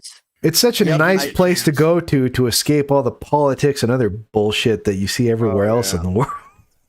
Amen. That's why I won't allow politics in the place. I don't want my happy space to be corrupted by that nonsense. I have a Facebook group that I don't allow that in either. So I agree with you. I think it's cool. Everybody I've met, I've either wanted to bullshit with or Facebook friends. So it's really cool. I agree. Yeah, they've been good people. It's really nice. I guess the folks who like what I read, I guess I attract a decent crop. That's all I'd say. Well, I'll be honest. We're man. the cream of the crop. I think everybody in this room, just the way they talk, and it's not brown nosing you and bullshitting you, but seriously, dude, I am impressed by what you write, and I am excited by what you're gonna write. Well, thank you. It's good to know somebody will I be there to agree. read it. Wholeheartedly, I am super excited to see what your mind produces, I guess is the way to put it. Very You know, excited. Can One this- thing we got on Stephen King, he wouldn't be talking to us right now. Oh, You're right. look, No, you're right. right? Hold on. If I had Stephen King's money, I wouldn't be talking to you either. No, I'm kidding. I'm kidding. I'm kidding. Amen. No, look, you'd be too busy arguing with Donald Trump. Oh, I don't. That poor guy. I'm not That seems like not a good look, you know, getting on social media and just screaming about politics. Don't do that. Yeah. I know there's important topics. I know there's important topics, and you know there's a lot of things of historical note that are happening right now. But honest to God, know when to step back. Just step back, you know, and just enjoy people and interactions with people without turning it into a political fucking shit show all the time. Yeah. I got a question, thought, something about another thing about Gibbs. Okay. So beginning of book 3, he has this dream, you know, with the doorknob not being able to turn it, digging up the body, who's obviously Jessica. Man, we're going back now. Okay. And, Wow. And like the whole book 3 kind of, actually, maybe that started at the beginning of book 4 with the dream. Holy shit! I gotta download book 3 again. It did start at the beginning of book 4. I think. Okay, so the beginning of book 4, I think, opens with Gibbs knowing he's going to have to leave the commune, and ends with him the realization that he has to leave the commune. And to me, I think it's because with him being the military background, and he mentions it about, you know, in his time in the military, if you would have tortured someone like the way that Jake tortured Ronnie, he would have shot you, hands down. And I think that's a fair assessment. I think that's like he came to the realization that he had to leave because all these people that, you know, come together, that he was part of this group, they broke his moral code by cutting all the heads off, sticking them in the bag, you know, throwing them out. Yes, it was a very effective way to make everyone leave Jackson. But I think all those things led up to, you know, between what Jake did at the cinema to Riley, and what Jake did to Ronnie, and then the severing of heads. I think all these things, because Gibbs has this internal argument with himself on the way back to the bowl. Yeah. You know, and he's talking like, you know, it's like the internal, you know what's wrong. You know what you need to do. And I think those are like all the reasons why he had to leave. And it's like, I can't accept this without killing Jake. You know, that's a good assessment. I would point out that through all that, Gibbs never really tried to stop anything. Yeah.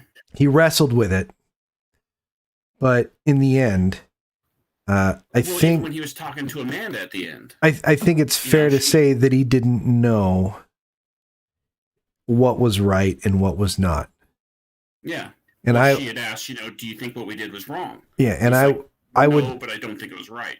I would submit to you that Gibbs left because he didn't know, and because he felt he needed to get away and get some space between himself and the others and the way they were thinking, and reevaluate for himself how he wanted to feel about everything they'd just gone through.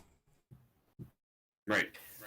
So Joshua, you're probably not going to answer this, and I'm sure you've been waiting for this. Have I not been answering these questions the whole time? I feel as though it's been very nice. Now, I've got some memory issues. So you don't have Stephen King money.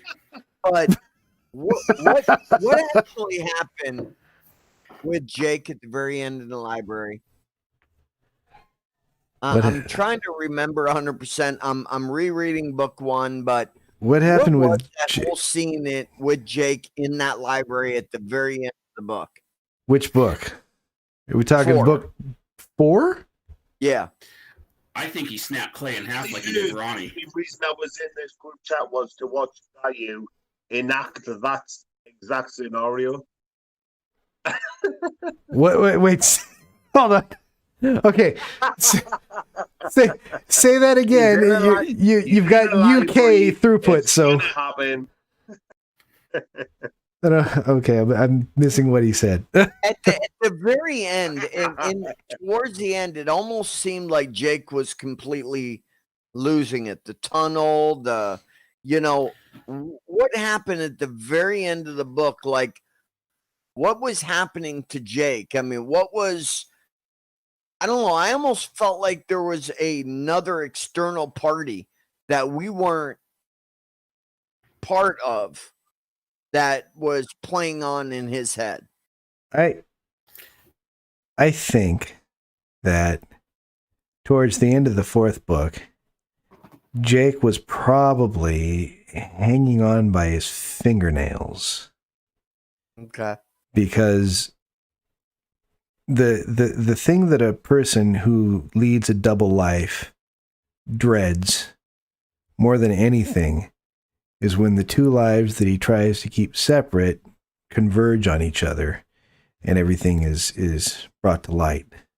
I guess what confused me the And I most, think that's what was fucking with Jake's head all through the fourth book. I need to reread, re-listen. Sorry to 4, but when he found that tunnel or whatever we want to call it, like what happened down there, that confused me. I need to re-listen to it because it's been too long. I have some memory issues. I won't lie. So, Well, so do I. I need to re-download book 4. Too much Malibu. Wait a minute. You don't have book 4 on your phone every second of every day? I have it on it. I just got to re-download it. Awesome. No. I have 397 books in Audible. Should be 397, including mine. It's going to be 398 when you finish Udo 2. God darn it!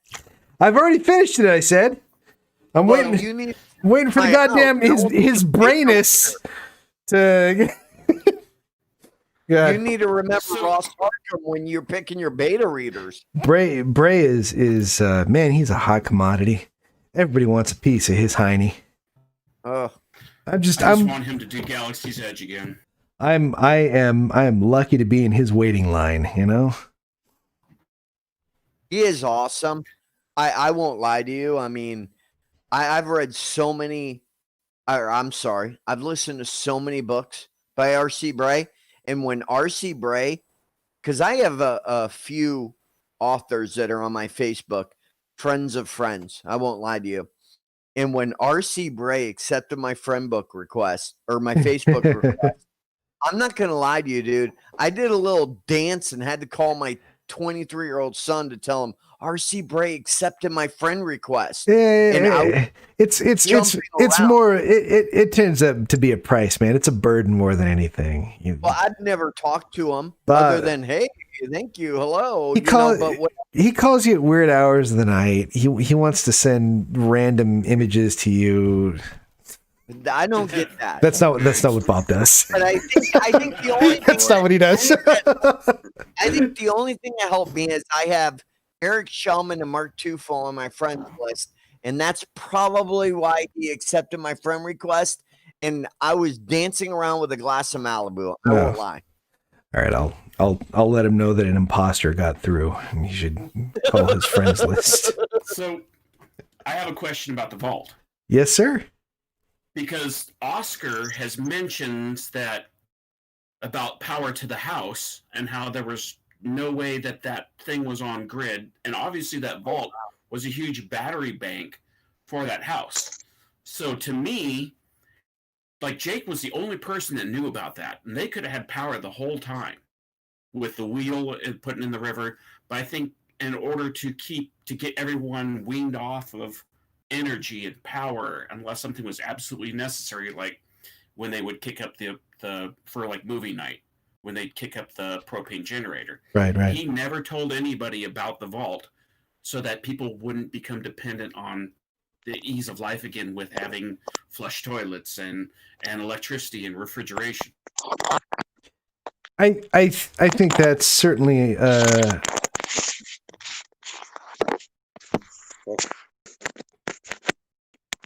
things are happening right now, and it's amazing. We call this good radio. Okay, here we go. Good. Yeah, It's fucking 3 a.m. yeah, you know, you're still awake, man. You're going to be sleeping I'm in. running out of it. Only in England. It's getting rough. I I'm not think even halfway through the bottle of Jameson yet. you're halfway through a whole bottle of Jameson. Don't hurt yourself, please. And if for everybody that's listening at home, remember to drink responsibly. My liver's fine. You know, I think that's a good assessment. I think that probably belies a manipulative individual. I think also that there are other reasons given for his withholding that information in the fourth book That's the only place he can go be himself. that he lays out specifically as well. But I think you're right. I think that the calculation you just laid out did absolutely factor into his head when he was. Don't you think some of that came from Billy's previous remarks when Billy talked about getting away from the power grid and the things that Billy taught him earlier in the book about, you know, if you remember in book 1, he talked about, you know, getting away from the canned foods and you know, the normal supplies you need and making your own. So I think Billy's comments in the early books made a lot in his mind, you know, him believe what he did later on. Yeah, I think that Jake is the kind of person who would learn from anybody he comes in contact with. You know, he would take something useful from every person he encounters. I agree. And Billy also recognized his needs, and that's why he didn't tell even Jake about the vault until he was dying. Fair. Yeah. I'd agree with that. Look at it very beginning of book 1 when Billy lied and said he couldn't drive a manual and put Amanda in the car with him. Yeah, he's not a very straight across the board fella either, is he? They're all playing poker. They're all playing chess. I'll tell you what, I would love to see another book with Jake, but I understand why you won't. And that makes it the best in my mind that yes, there's going to be a Gibbs book, but you ended the story because Billy's now passed away. Yeah, we'd probably like to know more about Jake, but I think not knowing more about Jake is kind of like the gift of the book, right? Yeah, I would hope so. I would hope so. I believe that. One of the things that I was kind of thinking about in this new Gibbs book, and I don't know if I'll do it or not. It's whatever, but I was thinking like at the beginning I could put a map of the U.S. like in the front of the book and kind of show how the country's been carved up by these new oh wow powers that had come into play, right? You know, almost like the map that you get in a fantasy book. Here's this kingdom, here's that kingdom, right? Because you would have a country that had its boundaries redefined by the people who would come into power. So you would have, you know, people whose economic power was salt, because everybody needs salt. You'd have people who had an economic base in sugar or tobacco or other critical crops that are regional across the country, and your borders would be drawn based on that information. Jake's land. I was thinking like out in Wyoming, right? Like where they're located. I just have a little sign that says, "Here be monsters." And that would be the last reference to Jake I'd ever put. And that's it. It's done. That's actually pretty cool. That's pretty cool. Like, yeah. But so was Riley, was he DD or was he just nuts? Was he DD? Developmentally disabled. Oh, I wasn't gonna throw out the word, retard, but that's why I went DD. Jesus Christ. We're at that fucking point. Yeah. Well, fuck. All right. I need more Malibu. I'm going to get canceled. I apologize to anybody who's offended. That's why I said DD, Yes, sir. because that is the correct term. No, I don't think Riley is in that way. Riley, in my case, I needed for the book, I needed an agent of chaos. I needed a destabilizer. There was Ronnie, but he is very much a calculating individual. Almost so Very much like Jake. almost so much that you could imagine him never coming out of his bunker to attack. You know, like he could. I could almost see him sort of coming under a paralysis of not willing to commit to whatever plan of action he wants. And I felt like I wanted that Riley character as a destabilizer, someone who would kind of force the issue.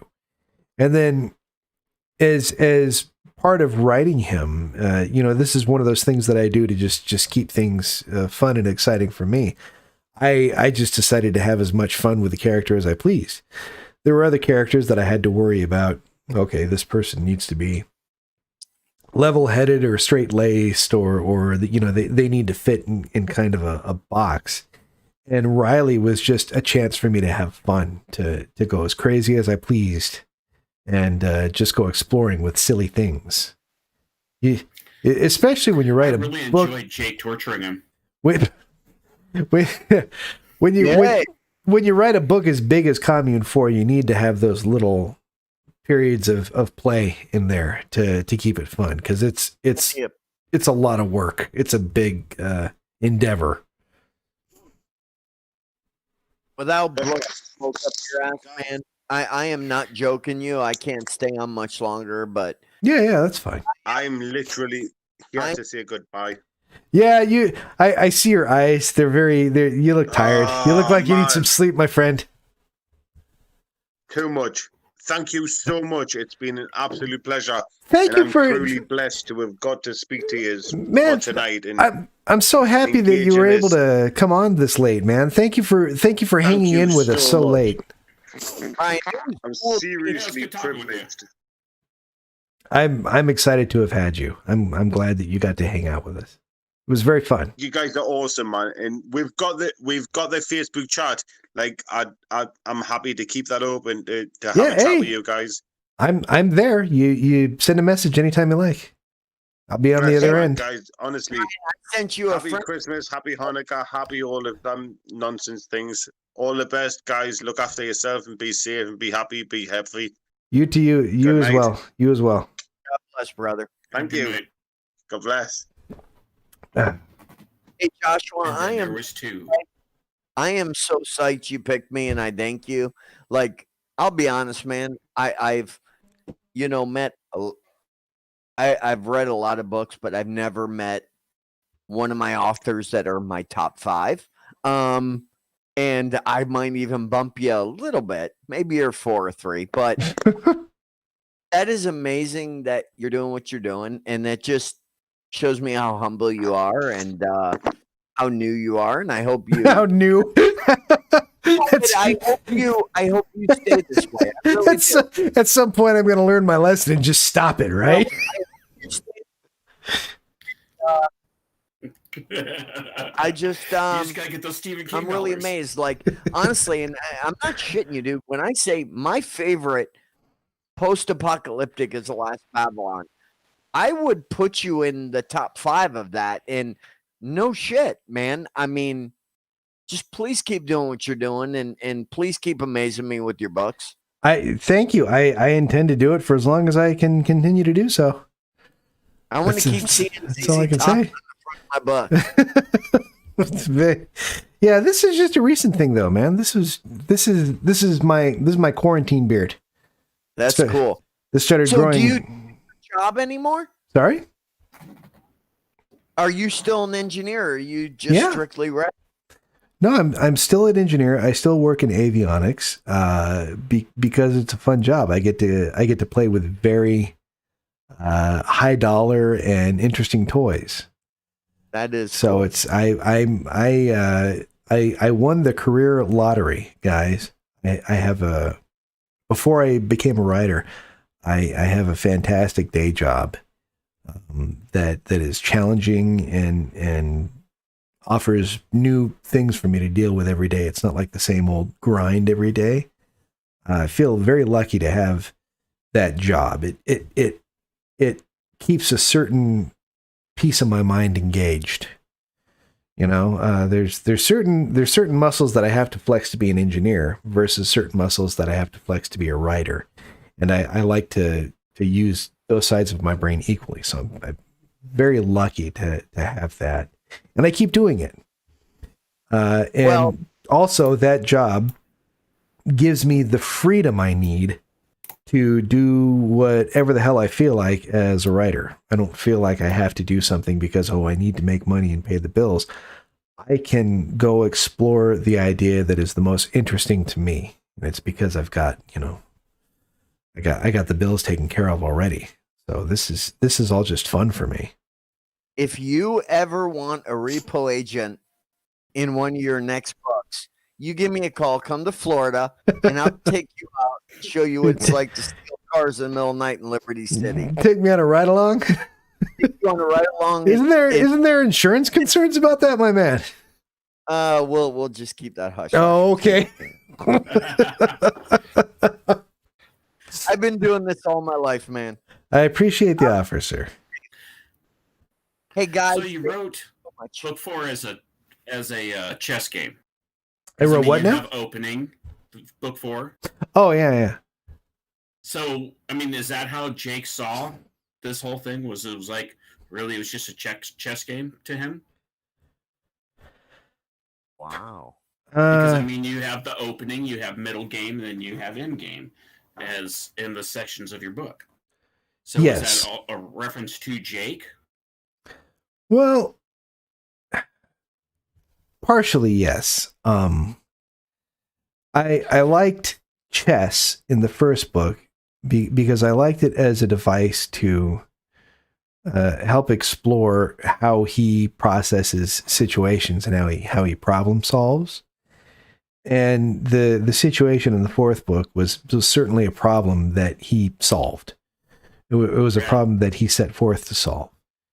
And I think he has that deconstructive analytical mind in whatever he pursues. I guess if you had to say, what character is secretly you in a book? All characters are the writer in a book. There's no way to separate yourself from that. Whatever character I create, they may be wildly different, but ultimately they came from the same soup. So each of them is a piece me. So I guess I take certain aspects of myself that I think, okay, this would work in this capacity, right? So very analytical, very deconstructive. What if you take those traits, put them in a person with Jake's mindset, physicality, and put him into extreme circumstances? What kind of fireworks do you think you see, right? And And- you see some bodies beheaded. What? But with a bow saw. I liked that framing of the game Yes. as a tool to illustrate how he perceives. It's very much if you get into playing chess, at some point you'll come to the concept of material and points, and each piece is worth a certain number of points, and you can express a chess game through a mathematical formula that states categorically whether you're ahead of your opponent, just based on point value, right?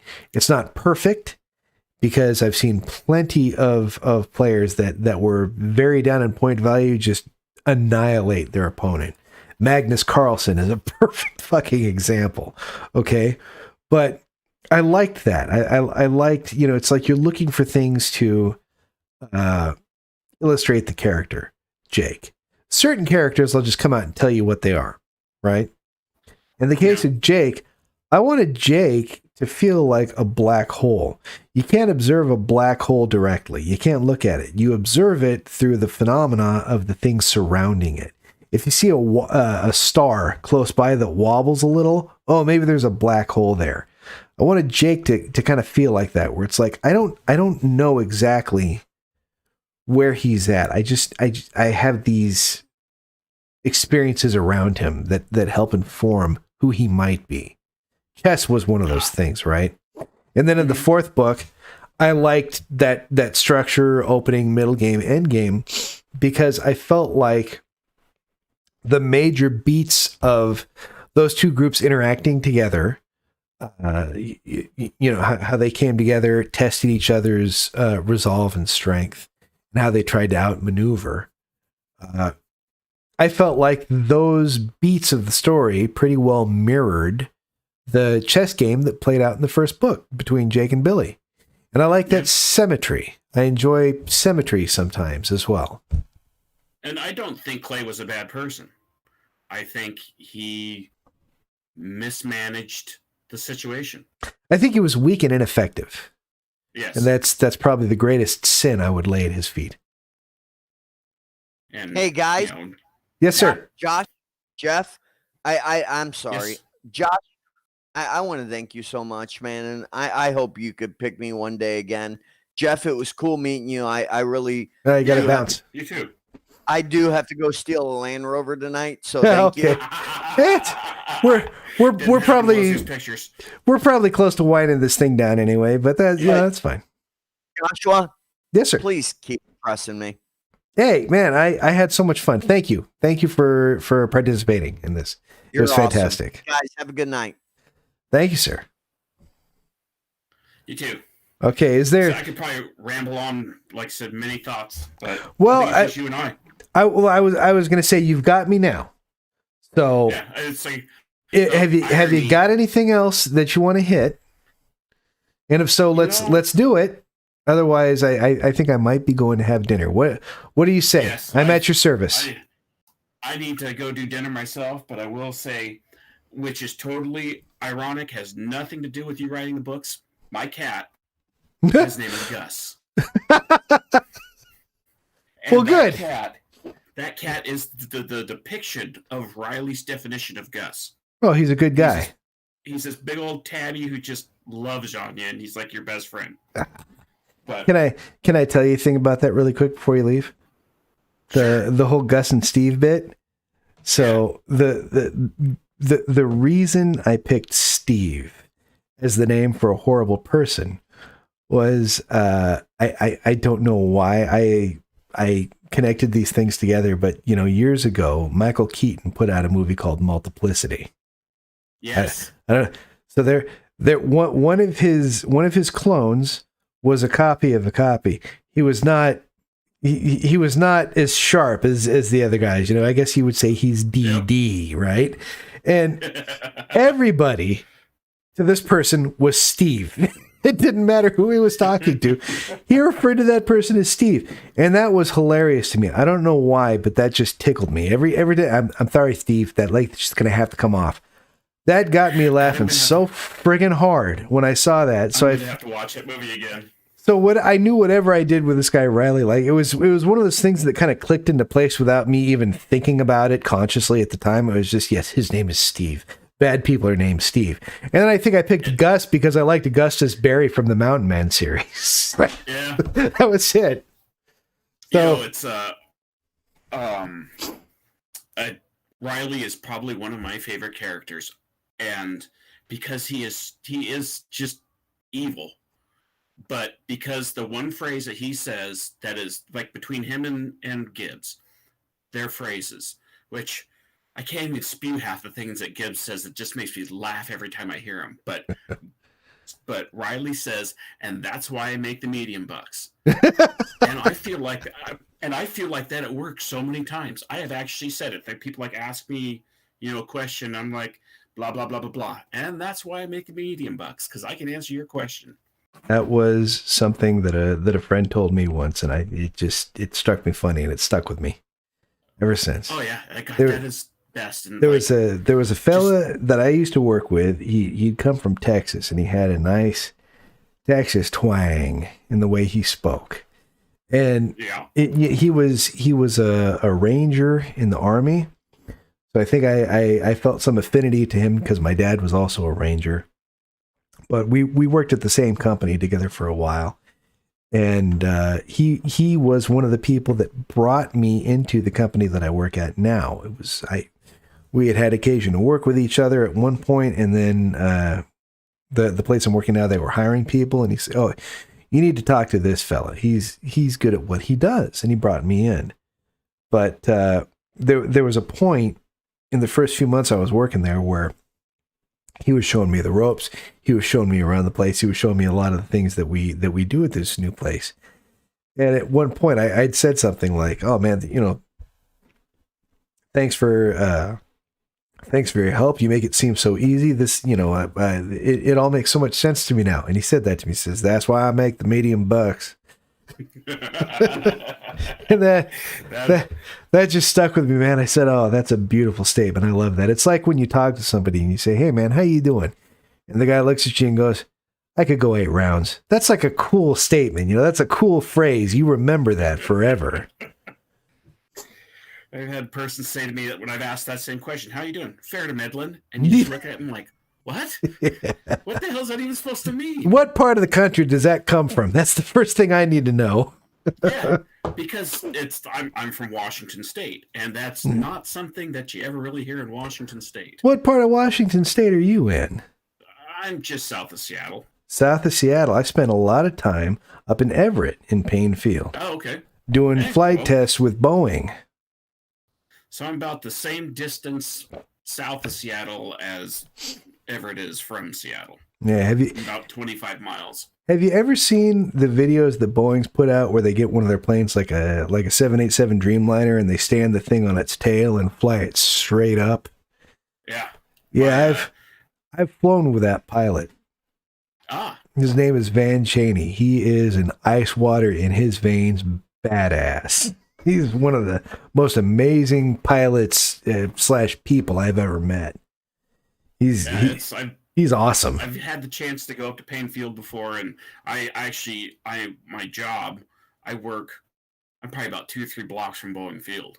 Okay. In Seattle. So I love that area. You ever go to the Diamond Knot out there? I have not. Oh man. You gotta go. There. You gotta go to the Diamond Knot. Don't die, computer. Yeah, You still there? Yeah. Okay. I try to avoid actually anything north of more or less my work, like going into downtown Seattle. No, I but avoid it like the plague. Fair enough, but it's just outside of Everett. It's right around where the ferry's at. If you get on the water. Okay. Diamond Knot. It's like a brewery. They do like a bunch of IPAs, but it's the steak that you go for. They got this killer baseball cut of steak, man. It's like a fucking softball, and they serve it on this giant this big stone that they've heated up to, like, I don't know, 500 degrees or whatever. And they got all the, the seasonings on the stone, like the onions and the peppers and the salsa and everything. This raw ass hunk of meat. And you cut pieces off the meat and you lay it on the stone to sear it right there at the table. You can take your beer and pour a little drizzle over the stone before you put your meat on it. It's one of the best steaks I've ever had. I'm all about that. The Diamond Knot, man. You've got to do it once. If they're still open, please God, if they're still open. I'm gonna check them out because I would do unspeakable things for ribeye steak. They amazing food, man. Every time I went up there, I used to go up there frequently. I'd spend a couple of weeks and I'd work on the flight line with the incredibly talented engineers at Boeing. Those guys were something to behold, and I had occasion to be working on an aircraft with them. It was always 777s. for the programs I was doing. But we'd go and Best thing. verify the plane, and then we'd go and do flight tests. We'd go fly over Canada and stuff to verify that the system was performing. And then every time I was up there, I'd get a couple of those guys that I was working with. We became pretty decent friends, and we'd go down to the Diamond Knot and get some steaks and beers. Fantastic every time. That sounds awesome. Yeah. With me working right by Boeing Field, and we have Seafair every year, so we have the Blue Angels come in every year. Oh, nice. So it's like wow. every year, it's like they fly right over our building, and we're in their path of doing maneuvers and everything. So you're like, well, I'll go stand outside and watch them doing flying in formation, and that's cool. That is just one of those things you're like, wow, I get to see this every year. It's something else. Beautiful area. A buddy of mine who was in the Air Force, I went and saw him when he was stationed in England, and he was at the tanker base, and we drove from where he was up to Scotland, and we had to stop at the fighter base. And at the end of the runway was what they called a shopette, more or less a gas station convenience store. Okay. And so I'm sitting in the car. I had broke my leg like a week before I went to England, but that's a whole nother story. But damn, boss. I'm sitting. Well, the doctors told me, okay, well, you will come back in a week, do the surgery. I'm like, no, you have to do it now. He's like, no, like we'll do it in a week. I'm like, I'm leaving for England in a week. You have to do it. And he's like, you can't fly. I'm like, put me in. Watch me. I'm flying in a week. Yeah, that's a little too late to reschedule. Yeah. I'm sitting in this car watching fighters take off right in front of me. I mean, we're talking 100 yards in front of me. And I'm just like, my buddy comes back to the car, we go to take off. I'm just like, that was so awesome. Yeah. And he's like, yeah, I see that every day. Whatever. Oh, like, man. That sucks. I'm just like, aw. It's like I could have sat here for 10 minutes just watching fighter planes take off. Yeah, the first flight test I did with those guys, it felt like I was on a fighter plane. This guy, oh God, the fella I told you about, Van Chaney, he is just an amazing pilot. And before you do a flight test with these guys, you go into a small little conference room for a pre-flight briefing. The pilot and co-pilot comes in with the test crew, and everybody sits around a table. We go over what the flight profile is going to be, and the pilot reviews the weather data for that day. And there comes a point in the briefing where usually it's the test director who says there are X number of souls on board today. Right. 16, maybe 13 or whatever. And then when they say that, everybody in the room takes out their pen and they write that number on the web right here of their hand, and they put a circle around it. And what that's for is if the plane crashes and they have to recover the people in it, they know how many bodies to retrieve from the wreckage. So that makes total sense. Me personally, I'm afraid of flying. So they say there's X number of souls on board, and everybody, and these planes are incredibly safe, but everybody's writing these numbers on their hands, and I'm just with my pen going, like, oh yeah, no. And then buddy, it was put his 20 years in and retired Air Force. He hates flying. Oh yeah, I'm not a fan of it. I'm just like, dude, it's like you picked the wrong profession. But the planes are so amazing, especially the 777. What a badass plane. We did this flight test, man, and it was, it's Seattle. It's rainy as shit up there. So we're cutting through cloud cover. We flew up into Canada. Nice, beautiful weather up there. Clean, smooth skies. And then we got to come back into Washington and cut through this cloud layer. And on the way down, we got hit by lightning. And it was, I'm already, like not happy in the seat. We're coming down, and the lightning hit right underneath the fuselage. And of course, these planes that Boeing builds, they're brick shit houses. It's like you can't get them out of the air unless you like sincerely try. So the thing gets hit by lightning and the plane doesn't care. It just keeps flying. Now, At the meantime, I'm so horrified that I've sucked half a seat cushion up my ass, and I'm just tight like this. And everybody else in the cabin is laughing at me and now taking pictures of me on their cell phone because they all know that I'm a coward. And the test director at the time, he's sitting up at the bulkhead, that leads right into the galley, the forward galley of the plane. He's leaning up on it like this, and when the lightning hit, the whole plane shuddered, boom, like this, and you saw blue flashes of light outside the window, and I locked up and froze, and I was just waiting for the engines to go, boo, and then we start, falling out of the sky, and it never happened. It never happened. And meanwhile, the test director, who's leaning up against the bulkhead, he looks out the window, and then he goes, "Oh man, that is so much paperwork." I'm over my seat going. Well, if you ever make it up here again, you got to get over actually to Eastern Washington. Eastern Washington. It is night and day. Once you cross over the Cascades and get into Eastern Washington, it's all farmlands. Forgive my ignorance. Is this out like around where Spokane is and all that? Yeah, Spokane is Eastern Washington. Spokane Okay. is like almost Idaho, Eastern Washington. Very good. You got Okay. Fairchild Air Force Base over there. All right. So just And I do all my different area, huh? Yeah. Well, you got Western Washington and the Cascade Mountain Range that more or less splits Eastern and Western Washington. I see. All the rain backs up against the Cascades, and so we just get rain. But Eastern Washington, you don't get as much rain. You actually get 4 seasons, and it's beautiful over there. That's where I do all my hunting is over in Eastern Washington. I'd like to get back up there. It is. We just did a trip in it was 2019. It feels like 100 years ago with everything that's going on. But last year we went to Europe.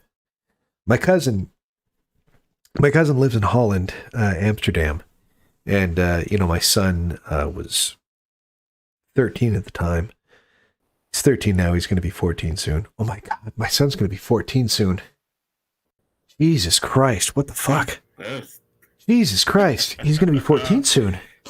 All right, sorry, but he was 13. But we went to Amsterdam. I wanted him to see that. We took him out to the Rijksmuseum. We went to Anne Frank's house, saw all that stuff, and then we went and got on a cruise, a river cruise ship that was in Amsterdam, and we went down the Rhine and through Germany and France. So that was like a huge, big deal of a vacation for him. He's very into World War II history, so we. I was gonna say that Band of Brothers tour that they do. Oh, we took him to the Maginot Line, and we went and explored those bunkers with him. He got to operate the big ground guns and stuff. So that was very good. But now, ever since the world lost its goddamn mind, now we're looking at local vacations. He's also at that point in school where they're looking at colonial history, War of Independence. I think he and his mother are scheduled to fly back east the first part of next year to tour Washington D.C. and all that. I'll probably be home working, but I'm sending them over to go tour the Capitol and so forth. Just be inside at night. Oh yeah, I know. Yeah, we know about all that. A buddy of mine grew up in Virginia, and I had never been there before. And I was like, "So hey, I'm gonna go to Washington D.C., and like, what should I go see? What should I avoid there?" And he's like, "Nighttime." I'm like, he's like, "Avoid nighttime." He's like, "When it gets dark, be back in your hotel." I'm like, "Sweet." Yeah, I've been 5 times at least. I've been to DC. Yeah, you get used to the area. You know what to do there. But yeah, I Oh, think a lot. We're doing a lot of local vacations for the next year, so we're gonna see his country instead of going looking at the other ones. I think we're probably doing another Euro trip because the wife wants to see Scotland. She hasn't seen Scotland yet. yeah. Scotland is amazing. And It's at least pretty in good. I've Edinburgh, been there. They, Been to Edinburgh. They love Americans in Edinburgh. But I almost got arrested at the Washington Monument. Oh. On every corner of the Washington Monument, they have a benchmark, a survey disc. Okay. And I had my GPS. There's this thing called waymarking, and there's a thing called geocaching where you go find stuff with your GPS. Waymarking is you just find locations like survey discs. So I went to every corner of the Washington Monument. I'm flipping up every it's like these aluminum caps, and it has a survey disc down it. I'm looking at them. I'm like, oh, cool. Yeah, there's one. And as I get walking back towards my wife, I see this security guard point at me. I'm like, that's weird. And then I turn, and then there's this other security guard right in my face. Oh man. And he, starts third degree me. What are you doing? Why are you looking at those? Blah, blah, blah. I'm like showing him my GPS. He takes my driver's license. He takes my wallet. And he finally comes back and he's like, I explained to him what I was doing. It's like, hey, this website called waymarking. And showed him all the different stuff I had loaded into my GPS. And he's like, you got to understand. It's like, nobody looks at those. Nobody pays attention to those things. You're just being strange. Wow. Yeah. He's like, yeah, here you are flipping up each one of them, looking at them. Like, yeah. Wow, man. Sense. Not being Someone an ass was or all anything, just being curious, just being inquisitive, and here comes the man. Yeah. So my wife, she sat on a park bench laughing the whole time. Wow. Thanks. And so Thanks, honey. Yeah. So when I got back to her, she's like, well, what do you want to go do now? I'm like, I want to go back to the hotel. I want to go back to my room. I am done for the night. And she, ha ha ha ha. Like, jerk. That's hilarious. Yeah. I don't want to play anymore. I'm done. That's enough. Yeah. That was pretty much game That's over. That's Game enough over, fun man. for today. Yeah. That's great. But Oh, but DC was amazing as far as during the day walking around everything, and it's great. I didn't have a broken leg there. I love the Smithsonian Museum. I love going to the Aerospace Museum there. Always been There's interested in aerospace. Aerospace has always been big in my family. I want to go back because there's a lot of stuff I didn't get to go to. Yeah. I did all the stuff on the mall, but I didn't get to go to the national park headquarters, and I didn't get to go to the Smithsonian. I wanted to go to the museum of it's like CIA or it's spy stuff. Boy, Didn't get to go to that. Yeah, the last time I was there on business. There was a training seminar that they were holding out there, and my company sent me out to take part in that. And man, that was let me see, Bush was still in office, and he was on his way out. And I remember because we were after we would get out of our training. I went there with a few other colleagues, and then in the evenings we would go out in town, and one of us would pick a place to eat for the night. It was kind of like, okay, well now it's your pick. So I was, I found a nice Italian place to eat, and then another guy took us to a nice Indian place. It was like the first Indian food I'd ever had. It was delicious. Mm. But I remember when I was there. I remember, man, when we went, we were walking right in front of the White House. It was the front door, and it's weird. It's like one of those experiences that's just burned into my mind. We were walking by, and there was a black family that was coming the other way, walking along the sidewalk, and they had a young lady with them, and just walking by the White House, she lifted up her hand and waved, and she said, "Woo, Obama!" And I remember that. I'm not excessively political, nor do I care about one candidate over the other. But I do remember the excitement that was in her voice and in the air at the time, and that's like always something that'll kind of stick with me, you know. Whether you think the man was a good president or not, I kind of hold that beside the point. His becoming president was a historical event in this country's development. And it was just something that I kind of remember. It stuck with me. Yeah. It's interesting.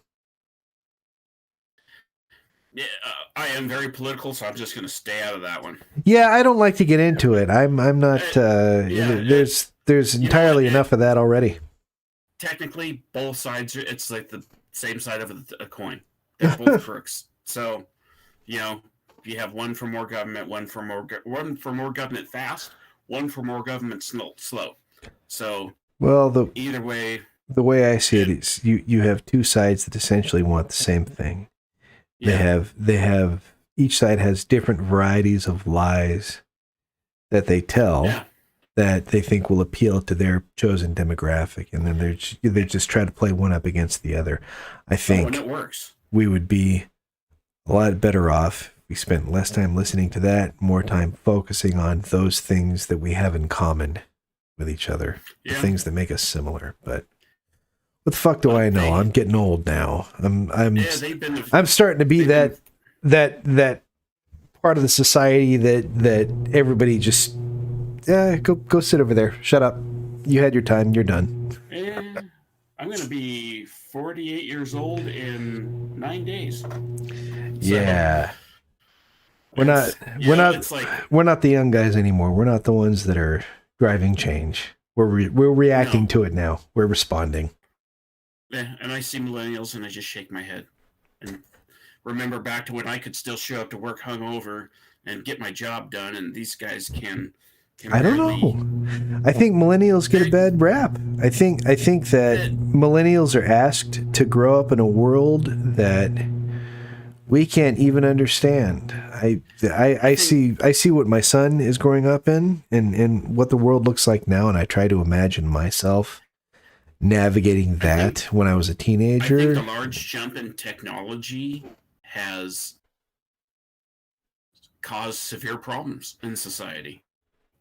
Everything is instant gratification. I think it's a scary it's a scary world to come up in now, and I don't hold anything against the millennial generation. I think they've got unique challenges that I can barely understand. So I feel I feel like they could use a little bit of latitude and leeway because they're trying to navigate a thing that, like me, I'm okay now. I'm established, I've got a good job. I have interests that reward me in very wonderful ways. A lot of these kids, they're trying to figure out what they want to do with life. They've got a system that they've been taught not to trust. They have an educational system that will take advantage of them and string them out to incredible degrees of debt if only they make the wrong decision or go in without not knowing. Teach them to think for themselves. I think. Yeah. They talk about younger people staying with their parents longer up into their 30s. And I can understand that the more complicated the world gets, the longer it takes to get to that level where you're ready to stand on your own feet. It's a scary place. I don't envy them their position at all. I would concur. Yeah. God damn it, we need to end this on a happy note. It's all of a sudden got really serious. I haven't had near enough whiskey in me before it get that serious. Well, I burned through all my questions too. Yeah, I think if you've got your questions sorted, I'd say that's good. And I think we've been going for 2 hours, and that's a pretty good mark. We went through actually everything I had wrote down. Outstanding. And I'm not leaving you one for anything. No, and now I'll have to go on to my 6th listen of the whole commune series, and I'll come up with more questions. Okay. Which I do like. The August Bestowed I enjoyed the book. It is way too cerebral for me. That's It is- fair. That's fair. That's fine. Bob didn't And- like but it I when he did read it enjoy either. The other book, it wasn't my favorite.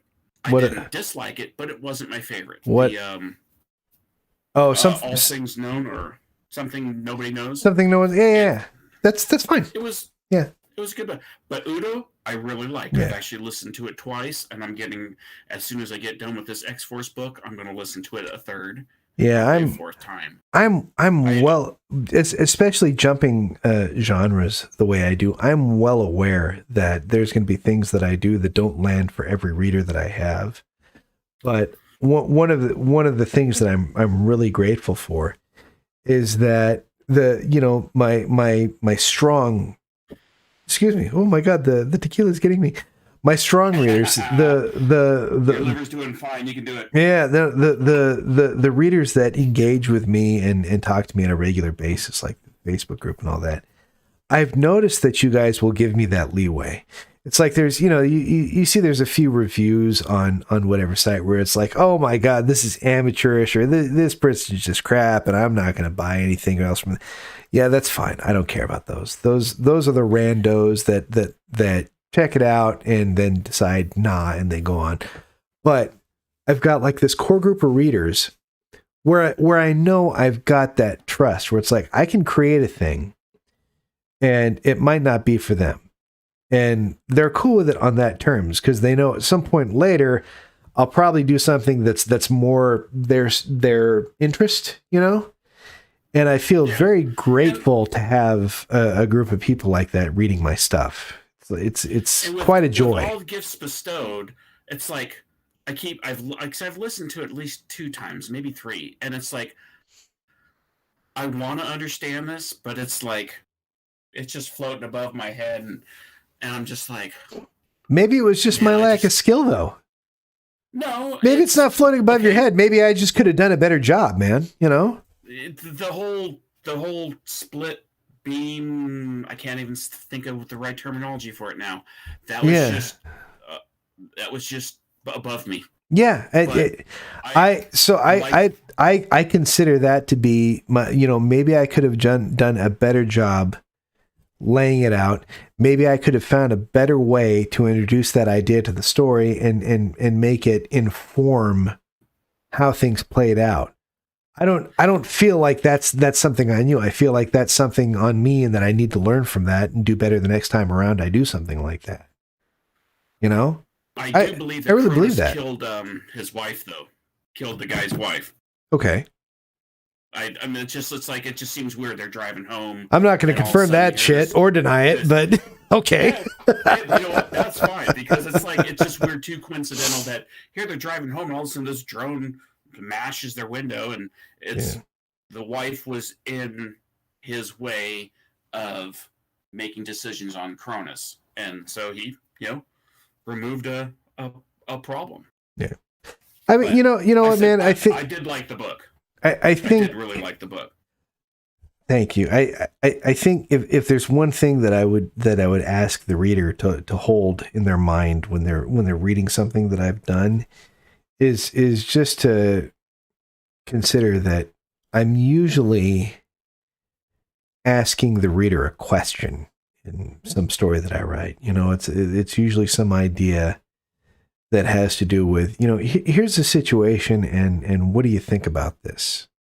That's usually what I'm doing in any story. And the reason I leave it, I try to leave it think that open is enough why so I that, love the Commune series so much. well, the reason I leave it open for you guys to have like your own ideas on it is so that you can come back to me and give me your thoughts. Because I think that for me, at least, a lot of the things that I tackle when I write are subjects that I don't have clear answers on or don't really know what the correct answer is. And I'm curious what other people think. This is kind of a roundabout way to get feedback, I guess. Fair enough for me, man. Listen, I really love Udo. I really love Commune. Like I said, I mean, I wouldn't have listened to the damn thing 5 times unless I really, really loved Commune. It was a fresh take on apocalyptic stuff, and I could give a shit less about zombie stuff. And that's probably why I haven't picked up any of the Mountain Man stuff. It's like, Oh, but you even know though what? even though it's R.C. Bray, it's Can like, I- it's zombies. Who can I- cares? Can I ask you to do it though? I've I'm- listened to that free one. Yeah. What is it? The hospital? Hospital. Yeah. No. And I'm No. like, I'm like, Dude. God Dude. damn it, I like that. The hospital. You can go without listening to the hospital. It doesn't matter. It does Well, not the matter. problem is I listened to it and I liked it. That's fine. Listen, dude. The thing about the Mountain Man stories and the reason that it got me is because it's not about the zombies. The zombies are a part of it, certainly. They're a concern, but that's not what the books are about. Son of a bitch. I'm telling you, No, I'm gonna- there's something there that's way deeper than zombies. I promise you. Okay. I'm saying right now, if you like some of the stuff that I did, it's going to be worth your time to check out everything from like, I haven't seen the latest stuff. Okay. But the Mountain Man up to Well Fed. Okay. Okay. So the Mountain Man, one of the first, it's the first 3 books that come in an omnibus. It's Mountain Man, Yeah. Safari, and Halifax. And then the 4th one is Well Fed. Do Is he those? Canadian? Yes. Keith Blackmore's Oh, Canadian. right. Yeah, but do That would explain the Majestic 311. do those books. I swear to God, the zombies by a certain point, they're like not even a factor anymore. I swear to God, you got to check those books out. I swear, it's worth All it. right. I will. Go for it. You know, Do like I it. said, Check out those books and then come back and tell me that I was right. I will. As soon as I'm done with this last X-Force book, I'll Oh, go yeah. buy the omnibus. Fair enough. And then when you read them and you love the fuck out of them, you got to send a message to Keith and tell him that I sent you. I will, because I've seen a lot of people trash the Majestic 311. I actually really enjoyed it. It was different and it was weird, but it was different and weird, and I enjoyed it. Maybe I'm just different and weird. Keith is a talented guy. I'm friends with him. I haven't spoken to him in a while. We used to chat a lot on Twitter, but then I deleted my Twitter account because it's like that place is gross. It is. It's more toxic. yeah. Facebook is toxic. Facebook It's can just- get toxic, but I think that Facebook gives you greater tools to kind of weed that out. Like Twitter is just a Yeah. shit show. So at some point, I just said, many I people who- I don't need to be here anymore. This is an unhappy place. It's an unhappy place, and okay. But Keith and I, we've chatted back and forth. He and his Mountain Man series were actually a big influence for me when I was starting out. Ah, So I mean, if you really enjoy my books, I can only imagine that yeah, I do. you'd probably dig the Mountain Man stuff. Just look at that as, oh man, this was an influence for this other writer that I enjoyed, and I wholly endorse his work. All right, I will give it a shot because I said, I mean, like The Walking Dead. I think I watched the first episode and just went like, oh, okay, man, whatever. But I'll give it a chance. I'll buy that. Omnibus and one of the reasons I cherish Blackmore's work is that he manages to avoid all of the pitfalls and screw ups that The Walking Dead just steps right into. so was because I've seen like all the commercials for Negan or whatever the hell he was, and like the first person who I thought of as you're describing Clay was Jeffrey Dean Morgan. So that works. I think my wife also thought he would have been good too. And it's like for Gibbs, it'd be like a young Barry Pepper, like from Saving Private Ryan. Barry, It's that Barry that- Pepper. Barry Pepper was the guy he was the sniper in Saving Private Ryan. Oh yeah, Who got okay, blown yeah, up in the yeah. bell tower. He's a good It's like- actor. Yeah, he's just now. It's like I'm thinking about like age wise. It's like, but like I said, Well- Jeffrey Dean Morgan for when I see or when I visualize Clay and just the description of him and everything, I see Jeffrey Dean Morgan and I see Barry Pepper when I certainly um, think he works, but for Gibbs, the guy that always like who's like locked into my head is oh god, I don't remember his. I might have to look his name up. He played Trevor in Grand Theft Auto 5, and he also had a part in oh shit, you know what? I gotta look him up. Oh wait, no, I remember his name, Stephen Ogg. His name is Stephen Ogg. Stephen, his last name is OGG, and I like if I was gonna ever have the Commune series like made into a movie or a TV show, Stephen Ogg has got to be Gibbs. He's like right there for me, man. He's perfect. He's got the right amount of crazy, the right amount of serious, and the right amount of funny. And now you described Gibbs as being perpetually underweight. Yeah, Where, that I can see it.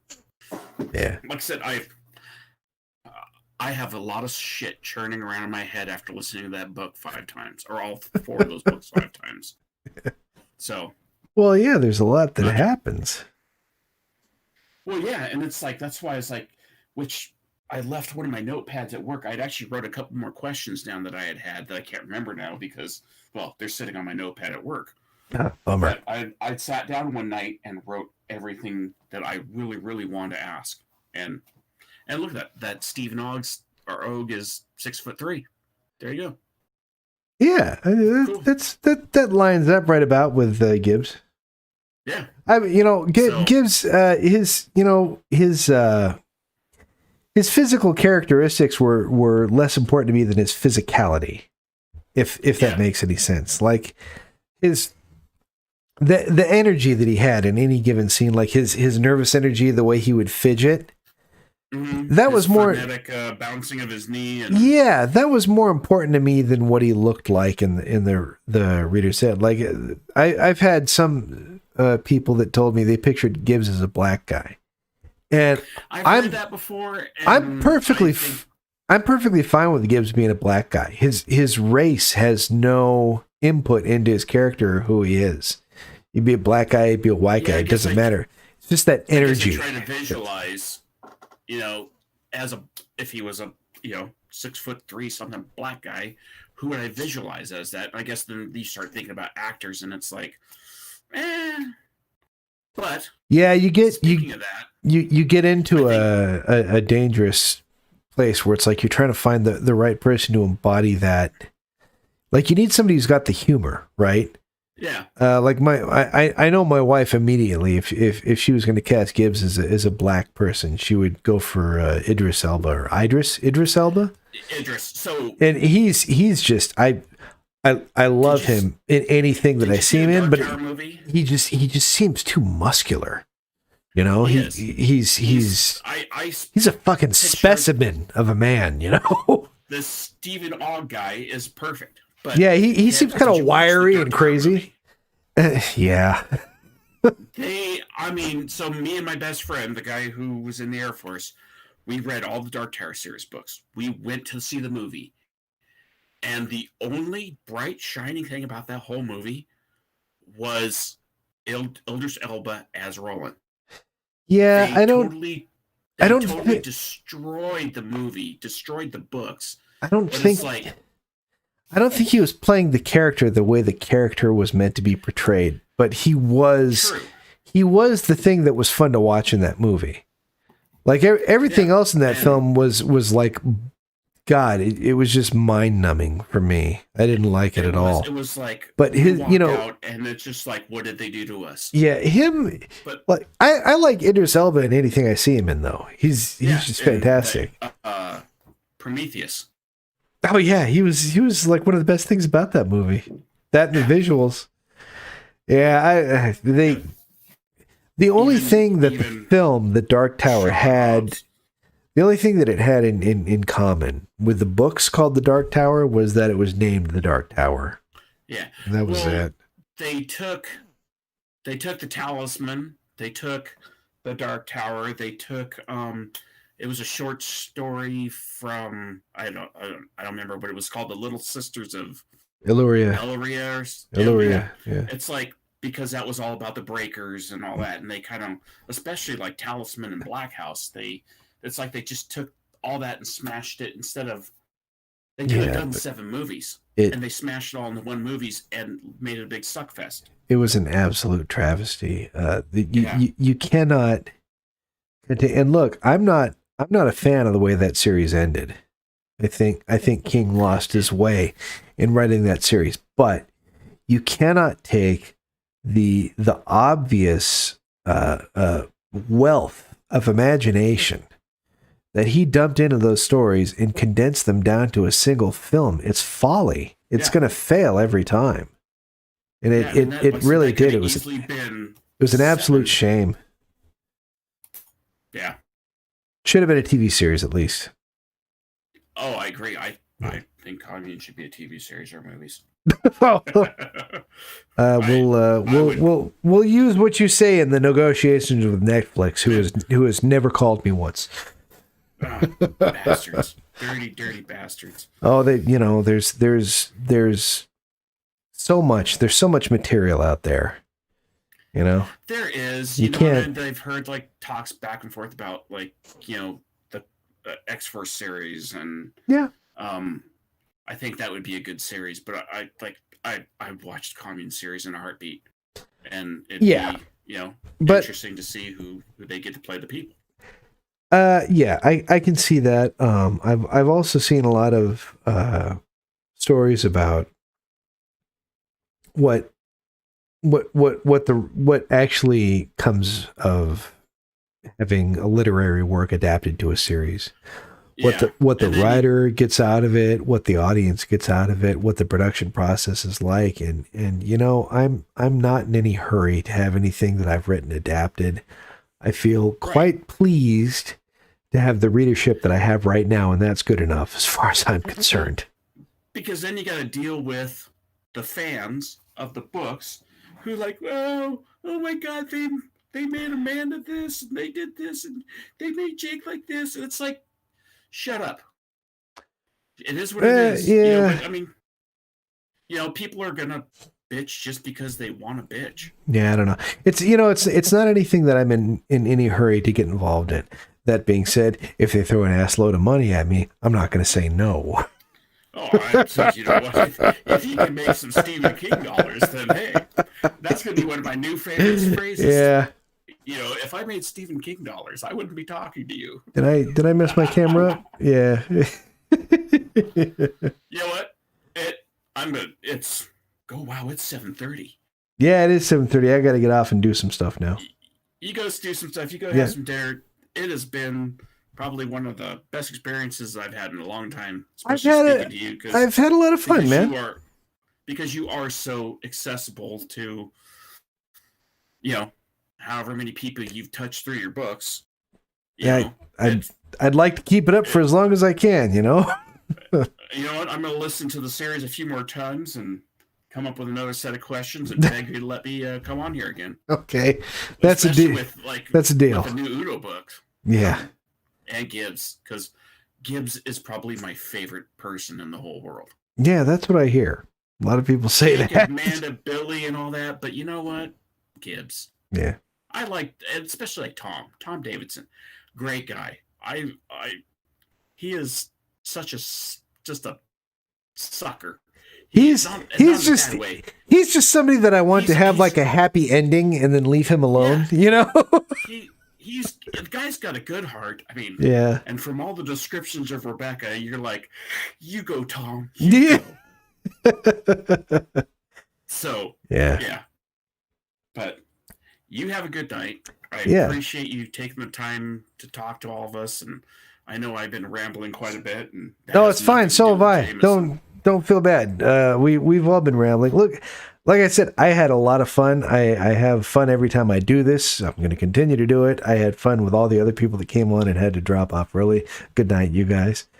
Yeah, And this continues to be a party every time I do it. So I'm so thankful to you guys coming on to bullshit with me. It's fantastic. and whiskey helps. Whiskey or tequila or whatever the hell else you got. Yeah. Yes. Okay. So yeah, So good I- night. Thank you very much, sir.